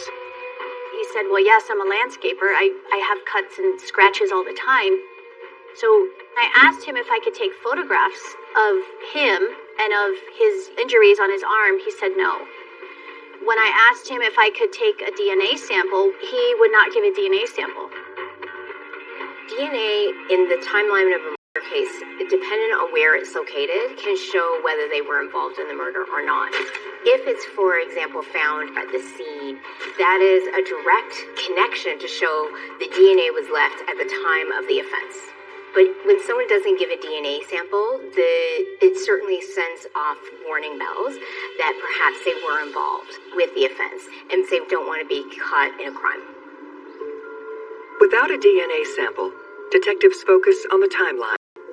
Having already established that Nick was killed between 4 o'clock and 4:15 a.m., they pursue Justin's alibi. That particular Sunday night, Justin's roommate knew that Justin was at the house till about 6:30 when Justin went to the bar. He said that he was there till about 12:30. He then comes home. He went to bed. I believe he got up at about 6 a.m., took some aspirin, and went back to sleep. Justin's alibi appears to put him far away from the crime scene at the time of the murder, but Detective Garcia wants solid proof. We obtained video surveillance from the bar showing Justin at the bar all the way up until about midnight or 12:30. But then after that, to about the following morning, there was nobody able to corroborate his alibi. She's established a motive and opportunity, but Detective Garcia still needs physical evidence to connect Justin to the murder. We continued to talk to him for maybe half an hour. At the end of the conversation, he finally agreed to give a DNA sample. But when Justin's DNA sample is tested, the results come back negative for a match, and he is eliminated as a suspect. It's very hard because this was my first real investigation assigned to me. So I was pretty overwhelmed at the time, trying to make sure that I dotted all my I's, crossed all my T's, because all eyes were on me at that time. With no prime suspect, detectives return to Nick's workplace to hunt for more clues. They learn that Nick's ex-girlfriend, Jessica, is having an affair with rumors that Jessica was dating James LePan. So we have a series of women that had been in and out of Nick's house, a series of women that had been upset over breakups, and Jessica, being one of the women, now is linked to James LePan, who also had issues at work with Nick and filed the formal complaint. And so I started putting the pieces together, and I thought we might have something a little more here regarding James LePan and Jessica's relationship. We had what appeared to be a love triangle. We have James LePan, Nick Morelos, and Jessica. And one of these three is dead. And two of them are now together. Detectives summon James to the station to question him about his connection to Jessica. He looked like a little boy that got in trouble and said, I did not tell you the truth. Me and Jessica were in a romantic relationship together, and this had been going on for a couple of months. In the time frame when James meets Jessica, James's wife is away. And James misrepresents to Jessica that his marriage is over and lets out the possibility that he and Jessica will get together and get married. But But the fact is, Jessica had filled James' ears with complaints about Nick. So here we know two things. One, James hates Nick because of how he treats him at work. And then two, we have that James believes Nick has treated a woman that he loves inappropriately. So both of those could be motives for murder. While Detective Garcia assesses a possible motive, something unusual catches her eye. There was this huge gouge in his arm, and it was pretty deep as well. And so I asked him, may I take photos of your injuries? And may I take a DNA sample? And he said no to both.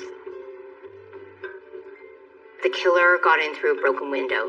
You have James with a huge gash in his arm, clearly not treated medically. And then when James is asked to provide his DNA and he refuses, there's no question that any investigator is going to be highly suspicious of his involvement and is going to look more deeply into his activities.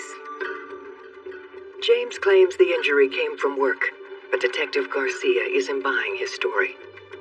We got with the Human Resources Director and said, hey, we were told that there was an incident that happened on Saturday, and he knew about it. He said, yes, James had fallen on the airplane. So we said, okay, can we see the airplane? So he walks us into the hangar, showed us how James fell into the access panel and how he had received scrapes on his legs when he fell, as well as maybe some superficial cuts on his. Take those off, there is airplane insulation. James told us that that was all off. And there's metal pieces that are exposed called stringers. And that is where he said that he cut his arm. But the insulation and the panel was on, so the stringers would have never been exposed. So he hit the side of the airplane, and there was nothing jagged or rough where he could have cut his arm on. Based on this discovery at the airplane hangar, detectives get a search warrant for James LePan's home. We were specifically looking for weapons, ammunition, anything related with weapons. We were also hoping to find the weapon that was used to kill Nick Morales.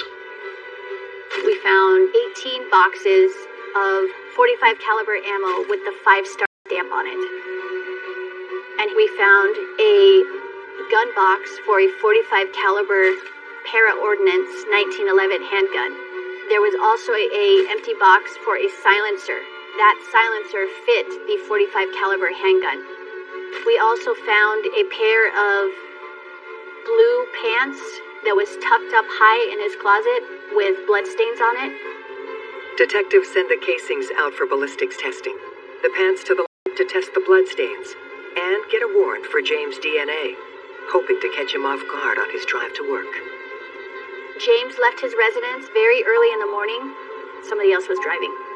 We followed him for a couple of miles and eventually conducted a high-risk stop on James LePan. And the driver of the vehicle was Jessica. One of the things that's disturbing is that we've got Jessica riding with James LePan to work together days after Nick's murder.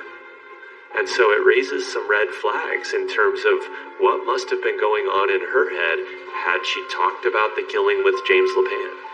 And was she involved from the very beginning?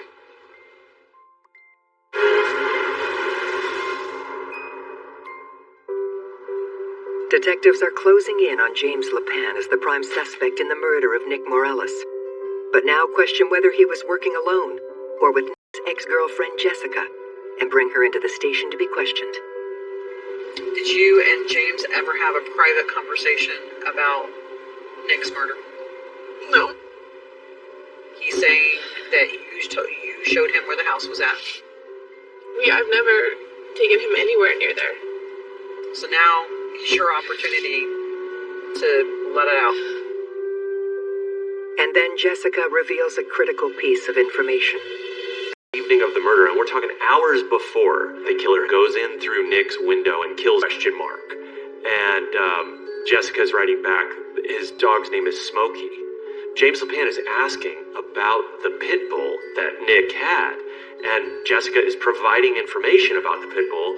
And again, Nick is going to be dead within a few hours, and then Jessica's going to find that out, assuming she didn't know. And they're going to be riding to work together, spending time together in the days after the murder. They have plenty of time to have conversation. And one would think the conversation would be, what the heck? You texted me about this guy's pit bull, and now he's dead. But there's no indication that that's the conversation, and that leads to big question marks for me, and it did for law enforcement. The text messages to Jessica alone speak to the elaborate premeditation of this crime. I mean, the dog being outside at the scene was significant in its own right. The fact that we see these detailed inquiries being made to Jessica about the dog, its habits, its movements, where it is at that particular moment, I mean, things really start adding up here. He's gaining essentially inside knowledge and doing reconnaissance of the scene before he even gets there to commit the murder. When detectives drill down on her, Jessica offers up information about James and his experience with guns. James has taken specialized tactical firearms training in the past. He's proficient with firearm and with training experience. I think that it's likely James had the skill set to do this crime. James's training suggests that he has the skill set, but the blue pants found in his home are even more revealing. When we get the test back from the lab work that was done, there was an area that had been tested from the pants that showed James LePan's and Nick Morelos' DNA on them. But then, it didn't even stop there. We had James LePan's DNA in the form of blood left in multiple places throughout Nick's bedroom. Also, the casings we found in James LePan's house, when those were tested for ballistics, those casings matched the casings at the crime scene. At this point, all arrows are pointing towards James LePan in this investigation. Despite having hard evidence against him, James LePan has a corroborated alibi. So we had James LePan and his wife giving the same statement. But then, his wife Serena comes forward with a shocking revelation. James forced her to lie about his alibi and threatened her with abuse if she didn't comply. She had finally had enough. The impact of abuse on an abuse victim is so huge in so many different ways. But what we do know, of course, there's a lot of fear. So it's not uncommon for people to lie to cover up for an abusive partner because they're afraid of them and they're afraid of what could happen if they don't. Okay, and then you are also forced to reconcile that difference. And so, people might come forward with information or take risks that they ordinarily wouldn't because they now realize what the situation is. Serena tells detectives that James had always been jealous of Nick. There was this competition between James and Nick. You get a lot of guys that have that A-type personality, and that was just kind of part and parcel of James and Nick's personalities. Someone like James would be incredibly envious of somebody like Nick. I see James as somebody who possibly collects injustices, collects grievances.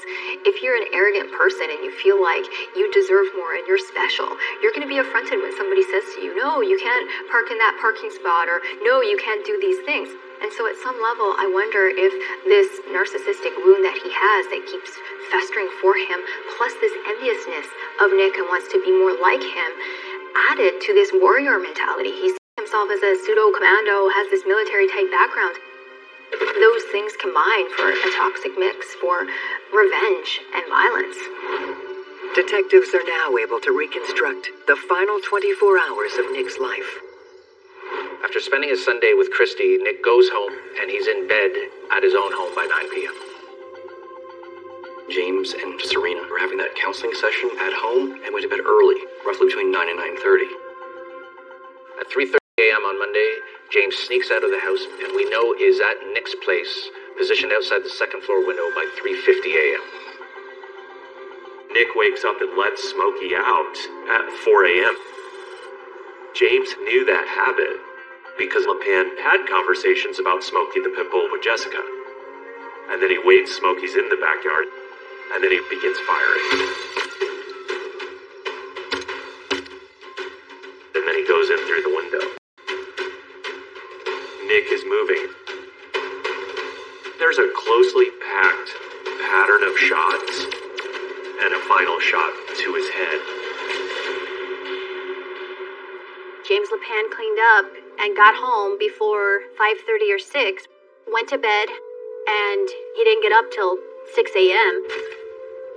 James LePan is a monster. He murdered Nicholas Morelos for no other reason than jealousy He gained nothing out of it. He destroyed the victim's family, the victim's extended family. He destroyed his family. On October 2nd, 2018, James Lepan is convicted of the first-degree murder of Nick Morelos. He is sentenced to life without parole. In my 20 years in law enforcement in Pima County, this is the only incident that I can think of where these military... This case was very important to me, and I'm very, very proud of myself.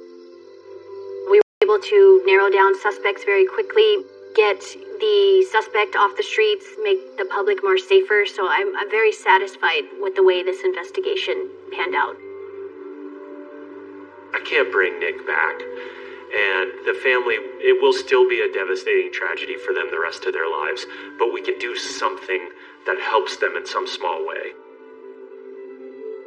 They're looking for justice, and I get to try my best to give them a little piece of justice. And so I'm honored to serve my community and do that work. This wasn't a random event. This was a targeted assassination. A family man gunned down in his own home. There was a large amount of blood. Numerous bullet wounds to his torso and head. He was probably dead before he hit the floor. A laundry list of suspects with motive for murder. I was concerned about her description of the shooter being very cliche-ish, almost like a TV movie. He's a con man. He goes by different names. So red flags are up all over the place. Risky business deals with shady operators. He inevitably got himself, in plain English, in over his head. The truth will be revealed. What this came down to was greed. Every one of them was convinced that these two were somehow involved. I've been a homicide detective for a long time, and oftentimes you just try to find the lie. Every day in North America, dozens of people are murdered. The key to solving the toughest of these homicides lies in the final 24 hours of the victim's life. To crack the case, detectives must reconstruct that critical timeline. The minutes and hours containing evidence that can help unlock the mystery and catch the killer.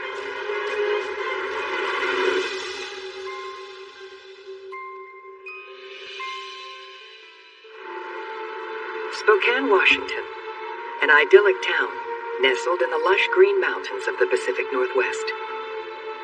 Spokane is a city of approximately 300,000 people.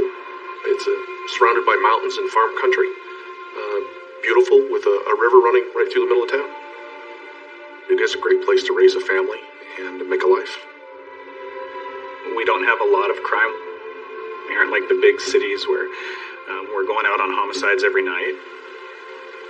But on a quiet December night, the peace of this town is shattered by gunshots. 911, what's your emergency? Somebody shot my husband. Oh God, he's going to find me. At 7:03 p.m., Alberta Carlisle called 911, reporting that someone had just shot her husband, Doug. Alberta, when she called in, it was right after she made it to a closet, locked herself in, and was hiding. And she called immediately. She had her phone with her. So we knew that this had happened within a minute or two of the call. Officers arrived on scene. Medics came in and immediately began working on him. They pronounced him dead at 7:18 in the evening. The victim is Doug Carlisle, a 63-year-old businessman, devoted husband, and father of 6. Douglas, he was a family man. He'd been married to his wife, Alberta, for 42 years, always together. I got the impression that this had broken her. They had grown children, very religious family. From all outward appearances, a completely normal person. He wasn't a criminal. He wasn't causing trouble. He'd had his own excavation business in Washington and had expanded that business to include the oil trucking business and was attempting to get into the oil drilling business. Within minutes of the 911 call, homicide detectives are on the scene. It was a very affluent neighborhood, and this was one of the larger houses in the neighborhood. I was surprised when I was told the address of where the homicide had occurred, because typically we might go 20 or 30 years without having a homicide in those type of neighborhoods in Spokane. Tasked with investigating the murder of Doug Carlisle are veteran homicide detectives Mark Burbridge and Brian Sesnick. When I first entered the home, there was Christmas stuff all over. There was actually Christmas music playing over the stereo the entire time I was processing the crime scene. So it was decorated, and they were obviously ready for the holidays. The deceased, Mr. Carlisle, was lying on his back, his arms out to the side. One round had gone in his mouth. Doug had numerous bullet wounds to his torso and head. There was a large amount of blood. It was obvious that the wounds had been fatal almost immediately. He was probably dead before he hit the floor. Detectives begin processing the crime scene, looking for clues. Initially, there wasn't a lot of evidence. I found 7 shell casings. Douglas Carlisle was shot 7 times. He was hit 7 times. 5 of the bullets exited him, so I found 5 bullets in the house. 2 more were recovered at the autopsy. A .45 caliber handgun had been fired at Mr. Carlisle. The subject had emptied the handgun. He had almost no chance to survive those wounds for any period of time. This was a directed attack, and they fired it to make sure he was dead. To track down the killer, detectives must now focus on the last 24 hours of Doug Carlisle's life, beginning with the moment he arrived home at 6:55 p.m. Alberta told me that she and Doug had gone to church that evening and had just arrived home from church. She removed their hidden key, which she used to enter the house. She put the key back in position, walked through the kitchen to a short hallway which leads to the upstairs. She was just getting to the second floor when she heard voices downstairs. She heard 2 males talking to the sons, and so she came back downstairs to see who was at the house.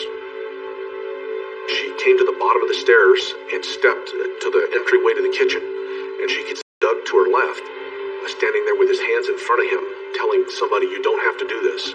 She looked to her right, and near the kitchen table was what she described as a large male dressed all in black, with a black stocking mask on with a hole in it. She could see the subject's eyes and nose and part of their mouth, and that they were holding a large handgun. Alberta said that they also had something on their chest and back, like a backpack or a shoulder holster, and then she turned around and started running.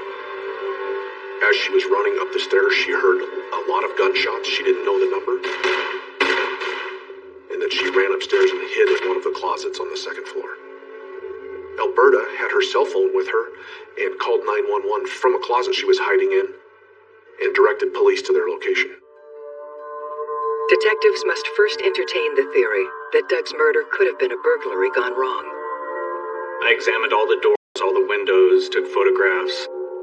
There was a spare key to the house that Alberta talked about. I found that it was still in the same location it had been, so there's nothing to indicate that anyone had broken into the house at all. I could find no sign that anything had been stolen or disturbed in the residence. Douglas Carlisle still had his wallet. He had cash on him, so it wasn't a robbery. I contacted a canine officer, and he showed me the path that his dog tracked. Basically, it showed that the suspect had fled the back door of the residence, through some shrubs, over a small fence, and through the neighbor's backyard. It was cool out, but not frozen. There was some water in the neighbor's backyard, and you could see footprints in the mud. Just beyond the neighbor's backyard was a field where we located a glove. It was a tan-colored welding glove. Normally that wouldn't be a big deal, but there was some dew on the ground, and leaves had fallen, and this appeared to be sitting on top of everything and was dry. So right away we thought this may have been dropped by our suspect as he fled the scene. It was strange enough that there was no way we were going to leave it. At a minimum, I was hoping to get a DNA sample from the glove that went to a shooter or someone that was at the scene who has been arrested before, so that I can identify them by name. Our canine was able to track the suspect past a school. We were later able to get the video from the external cameras on that school, and we could see a grainy figure running down the street just a minute or so after the shooting and leading off into the darkness toward the hidden trail. This camera was not a running by. You can't identify him or tell race in any way. After looking at the getaway route, taking into account the hedges, the hidden gate, and the kind of hidden trail that the shooter took to get away from the scene. I told Detective Sesnick that I believed this was a directed attack, specifically targeting Doug Carlisle, and I was very concerned. This wasn't a random event. This was a targeted assassination. Detectives now consider whether this could have been an inside job. Family members or people you know kill you more often than a random, unknown person. And so I had to eliminate the family first. When you have a murder, the first person you're going to look at is the spouse. In this case, we had a spouse who was not only at the murder scene, but claimed to have seen the suspect. But the suspect didn't go after her. So that drew a lot of red flags for me. I was thinking, is this someone who's trying to pull something over my eyes? Or is she really the loving wife? Alberta provided a fairly detailed description of the shooter's clothing and the mask and some kind of gear that they had on their chest and back. I was concerned about her description of the shooter being very cliche-ish, almost like a TV movie, and it concerned me that it was being made up. A story that is too detailed is inherently suspicious. Even if she didn't pull the trigger herself, could she have either hired or convinced someone to do her dirty work for her? In the brutal murder of 63-year-old business and family man Doug Carlisle, suspicion is swirling around his wife, Alberta. My first interview with Alberta Carlisle occurred at approximately 8:30 in the evening to 9 o'clock in the evening. The shooting had occurred around 6:30. Alberta Carlisle, she is different. I don't mean that in a bad way. I mean that when you're talking with her, there's a lot of religion that comes out. She would occasionally break down crying, and she'd want to pray and things like that. She's very emotional. And that comes across like she's faking it. So Alberta's reaction in her interview to revert to prayer and sort of these soliloquies and speaking to herself and to God is obviously suspicious and piques the curiosity of investigators. This can mean one of two things. This is a response where she's seeking some kind of solace through prayer, or it's a convenient tactic of avoidance and deflection. As a homicide detective, I've seen the whole gamut of emotion from that, from very stoic, almost non-emotion to hysterical crying. I try not to read a lot into that, but some of the things that Alberta said and some of her actions concerned me greatly. She didn't care about us processing the scene or getting evidence. Saying goodbye to Doug was more important to her than us catching the killer. Detectives question potential motives that Alberta would have to want her husband dead. She began talking about their finances, and that a lot of what I had seen was just for show. They didn't have $40 in the bank. They didn't have any life insurance. They didn't have medical insurance. I'd had a chance to go through his phone. There wasn't another woman on the side. She didn't have anyone on the side. Basically, every text message and call was, "I love you," back and forth between them.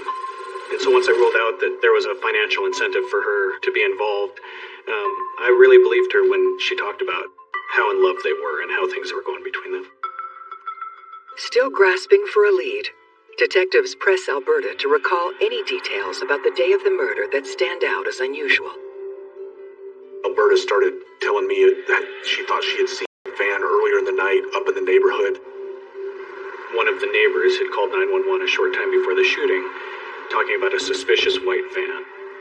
About 5:45 in the afternoon, she had come home and noticed a white van parked in front of her house. It was in front of her driveway, and she immediately became concerned, thinking maybe someone had broken into her house. So instead of pulling into her home, she had driven around the block and noticed someone sitting in the driver's seat of the van. When this person noticed her watching, she drove off. A short time later, she looked out her window and the van was back, again parked in front of her house. So she called 911 to report a suspicious vehicle. Was the mysterious white van connected to Doug's murder? Looking for answers, police canvassed the Carlisle's neighborhood. one of the homes had an external video system, and we actually had videotape footage of this suspicious van about 2 hours prior to the murder driving through the neighborhood. The van was unique in several ways in that it was an aftermarket extended van, and one of my detectives spent almost 2 weeks trying to identify specifically the make and model of that van. And in the state of Washington, we can run an all vehicles request. And so we requested all the vehicles in Spokane County and surrounding counties that match that van, and we came up with a list of 75. Though detectives believe they may have images of what could have been the getaway vehicle, they're no closer to knowing the identity of the killer. Well, I was your husband dead, and I asked her point blank, who are possible suspects? You've seen the person who shot him. Who else could be involved in this? And the only name that she ever mentioned was James Henriksen. Alberta told me that Doug was very afraid of James, who was one of his business partners, and that he had told her that if something happens to me, James did it. An investor and project developer in the burgeoning oil sector, Doug Carlisle had partnered with James Henriksen in a venture to extract oil in North Dakota. James was a businessman in North Dakota. He owned a trucking company hauling water and oil out on the oil leases of North Dakota. There's a lot of similarities between James and Doug. They both liked people to believe that they were rich. They both drove nice vehicles, had nice houses, liked to show it off, liked to pretend that they had a lot of money. And the fact is, neither of them did. Both were living well beyond their means. Detectives reach out to the Carlisle children, hoping they can shed more light on the relationship between Doug and James. Every one of them was convinced that James was somehow involved in this murder, and that it had to do with the fact that their dad and James Henriksen were not getting along, and their business was going south. Doug's eldest son reveals that the animosity between Doug and James had reached a fever pitch in the days prior to his murder. Doug and James Henriksen got into a verbal argument about the finances of the company. James Henriksen was demanding his investment back. It was a significant sum of money, over $400,000 they were arguing about, and Doug Carlisle was refusing to pay him back that money.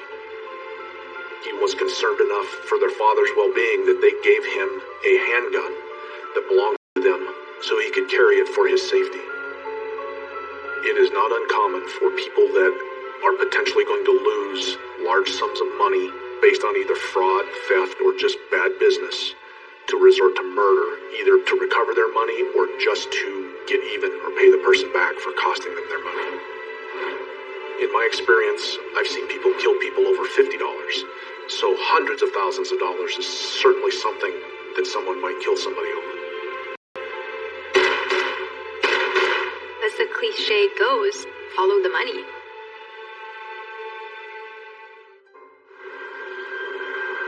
Detectives are zeroing in on a new suspect in the murder of family man Doug Carlisle, his business partner, James Henriksen. So, early on, every family member is saying James Henriksen is involved in this. I just started Googling James Henriksen, and one of the first things that popped up was this rip-off report.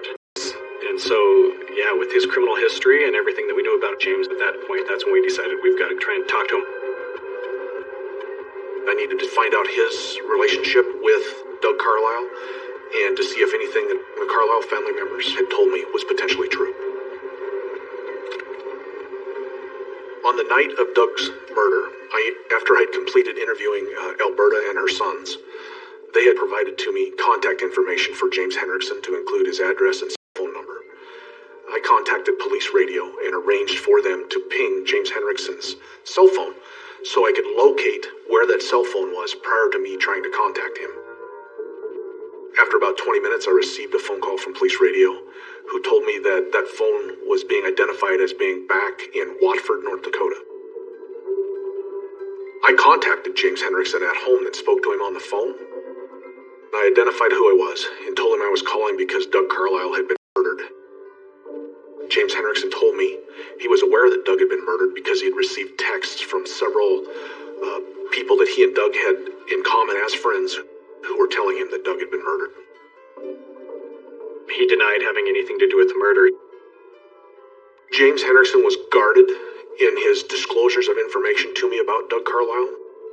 I was asking him about how his business was doing, and he became angry and denied that there were any problems between he and Doug Carlisle, and said it was Doug Carlisle who lied to people and didn't pay his bills.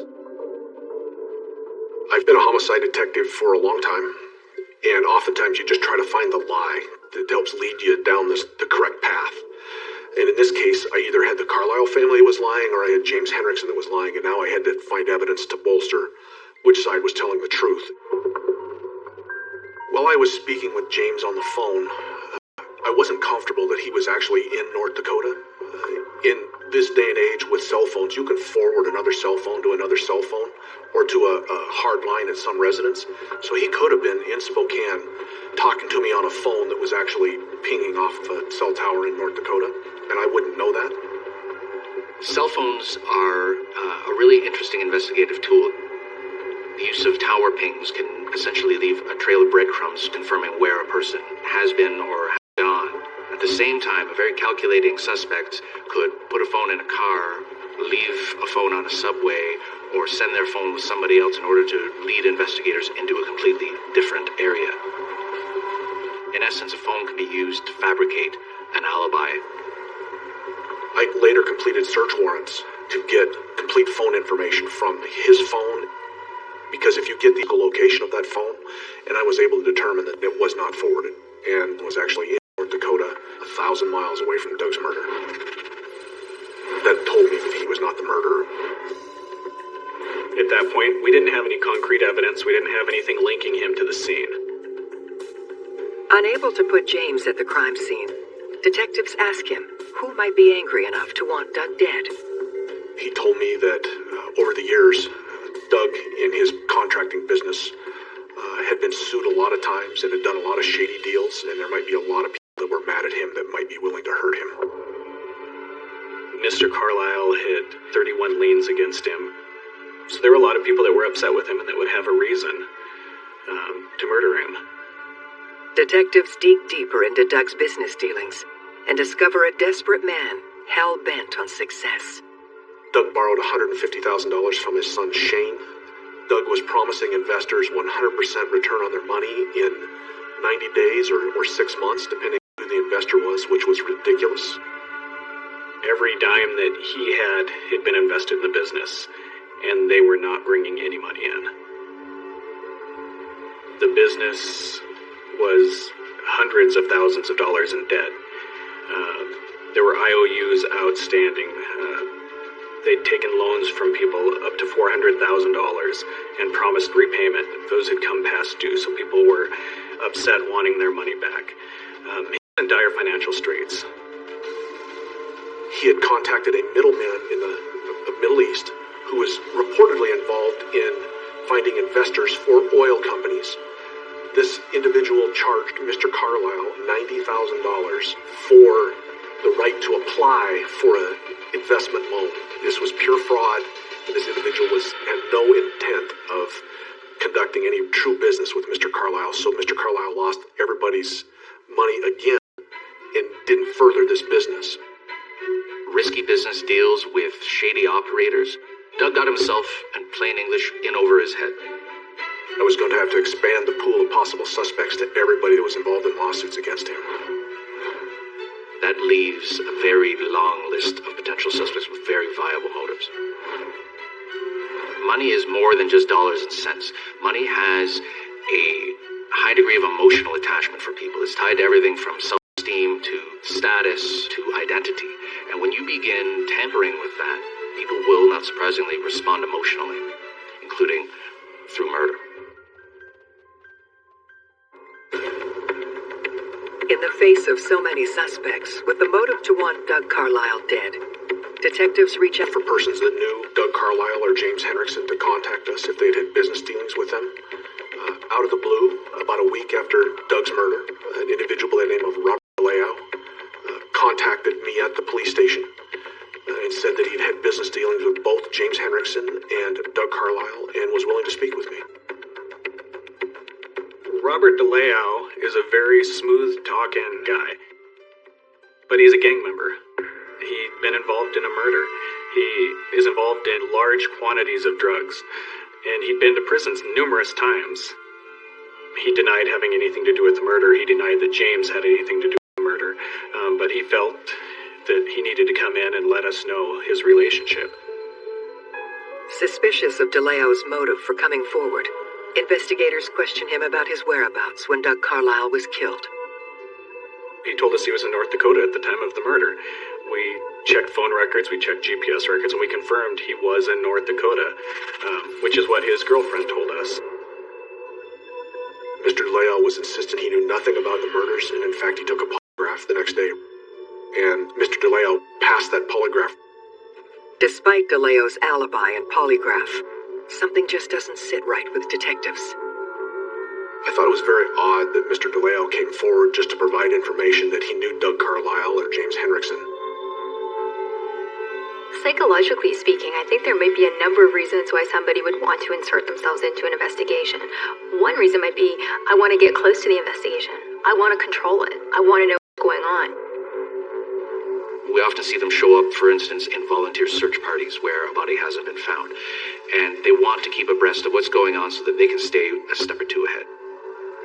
Also times, people when they have a criminal history are sometimes impulsive. They don't necessarily have the best judgment, and sometimes they make decisions that are ill-advisable. Sometimes they do this because they're arrogant. After Mr. DeLeo left my interview room, I began working on a search warrant to include his cell phone, who they had been calling and texting, and try to create some kind of a connection between Mr. DeLeo, Mr. Henriksen, and anybody that might be involved in this murder. Investigators then make a shocking discovery. That James Henriksen shared a similar criminal past with Robert DeLeo. Robert DeLeo was James Henriksen's right-hand man. They had worked out in the same gym together, and then a couple months later ended up in jail together. Ended up being cellmates. While sitting in jail, Henriksen told Robert DeLeo about his business ventures and his dreams of striking it rich in North Dakota, and told him, when you get out of jail, get a hold of me, I got a job. Investigators do a deep dive into James Henriksen's partnership with Doug Carlisle. They discover the business was in desperate need of a bailout from an angel investor. Doug had developed this dream of being an oil man, owning an oil lease and oil wells, without really understanding the full financial impact of what that meant. And he was trying to find partners to buy this oil lease for $2.1 million. Doug did not have that kind of money. Luckily, Doug and James knew a contractor named Larry Tormazov with connections to big money. Mr. Tormazov was personal friends with a gentleman in Moses Lake who was involved in the contracting business and who was very wealthy. Mr. Tormazov was then contacted by James Henriksen, where they discussed the possibility of this wealthy individual becoming involved in the oil lease. James Henriksen stood to make a lot of money if they could move the oil lease and the drilling of the well forward, and they were desperately running out of time to make that happen, or they were going to lose everything. And so he needed this wealthy individual to help fund this project. There was just one problem. Mr. Tormazov said that he told James Henriksen, under no uncertain terms would this person get involved as long as Doug Carlisle was involved, because of his previous dealings with him. Mr. Tormazov told me that this made James Henriksen very angry. Turns out, the only thing standing between James Henriksen and millions of dollars is Doug Carlisle.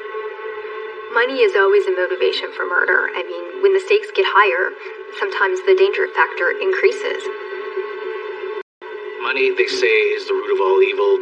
That may be a bit of an overstatement, but is it a common denominator in a majority of murders? Unfortunately, yes. When you have a trail of bad debts and damaged business relationships, greed is going to push to the top in Doug's case. What investigators learn next cracks the case wide open. Doug found an investor who lived in Texas, who had a lot of money, who was willing to invest in this land. He'd done the research, he knew that there was a lot of money in it. Doug had convinced this person that really they didn't need James, but he needed to be bought out because they were partners. And he'd agreed to do that. They were set to meet the following day in order to work out the finances to buy James out. to actually begin working on drilling oil wells. Turns out Doug was murdered just days before he was set to cut James out of the business. If James had caught wind of the plan, he'd have even more motive to want Doug dead. We're trying to piece everything together. DeLeo had been in North Dakota since at least Thanksgiving. He hadn't been back to Spokane. We knew Henrik recently, which again creates issues when these are your two suspects and you know that they haven't been anywhere near the murder. Police finally get a breakthrough when DNA is pulled from the glove found at the crime scene. 25 days after the murder, I received a phone call from the State Patrol Crime Lab and told that they had a hit to an individual by the name of Tim Suko. When we first hear the name Timothy Suko, I got very excited. But it was hampered a little bit by we'd never heard that name before. And it came off a glove that I found in a field. What if it's just a coincidence? What if Timothy Suko is the next door neighbor? We didn't know who it was at that point. I immediately began researching Timothy Suko and found that he was a multi-time convicted felon of violent crimes, first-degree robberies, gun crimes, and that he lived in the Spokane area. I started looking for Timothy Suko's connection to anybody associated with Doug Carlisle because he didn't know Doug and didn't have a motive for killing him. Knowing there's a small crime world in Spokane, detectives start piecing together a potential conspiracy to commit murder. Could Timothy Suko have been hired to kill Doug Carlisle? Robert DeLeo was also a true bad guy in Spokane. He comes across as very gregarious and friendly, but he's dangerous. And I wondered, his contacts in Spokane, did they have something to do with Doug's murder, and what was his real involvement with James Henriksen? I believed we had a true hitman case.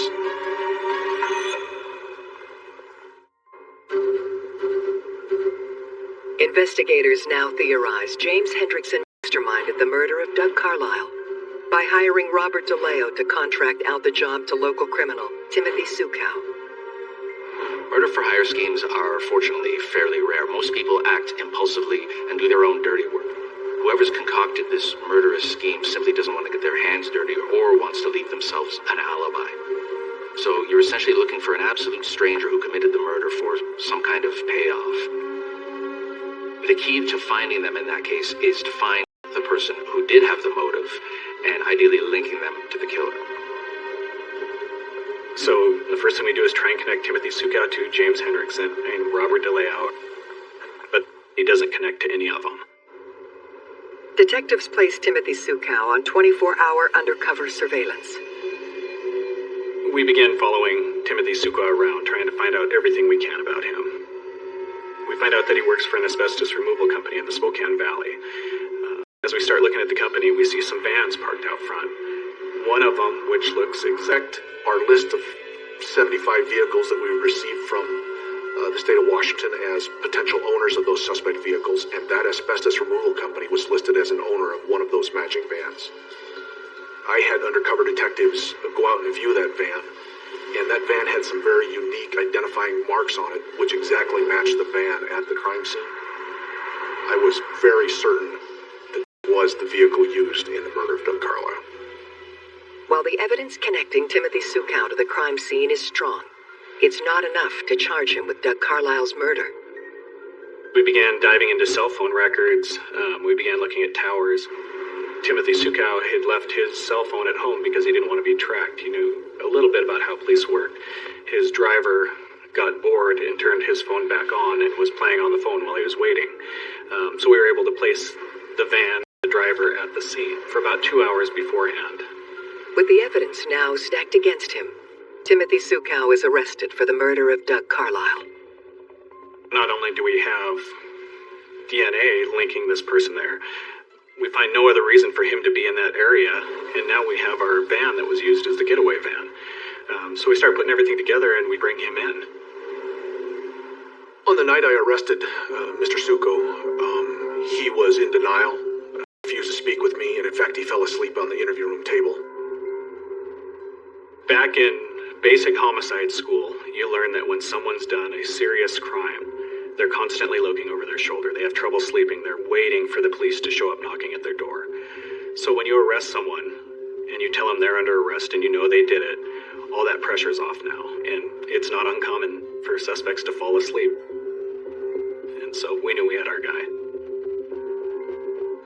Got a search warrant to access Tim's phone, and in that phone was James Henriksen's name. It says James, North Dakota, and it was James's phone number attached to it.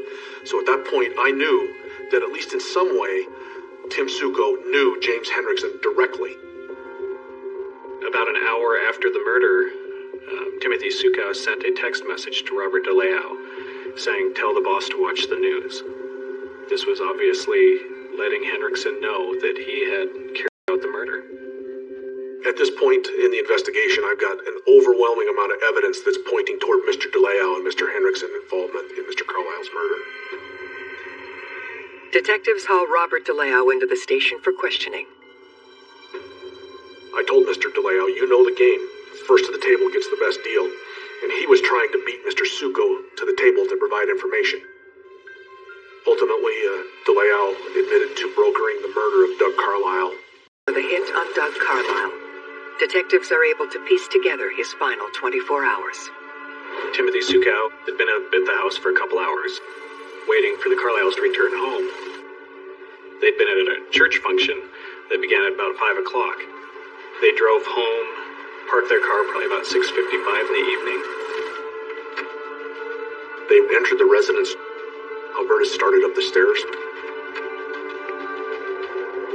When she heard voices in the house, so she came back downstairs to see who was there. She actually saw the shooter and saw him with a gun. At 7:02, Timothy Sukow shot Doug Carlisle 7 times and ran away.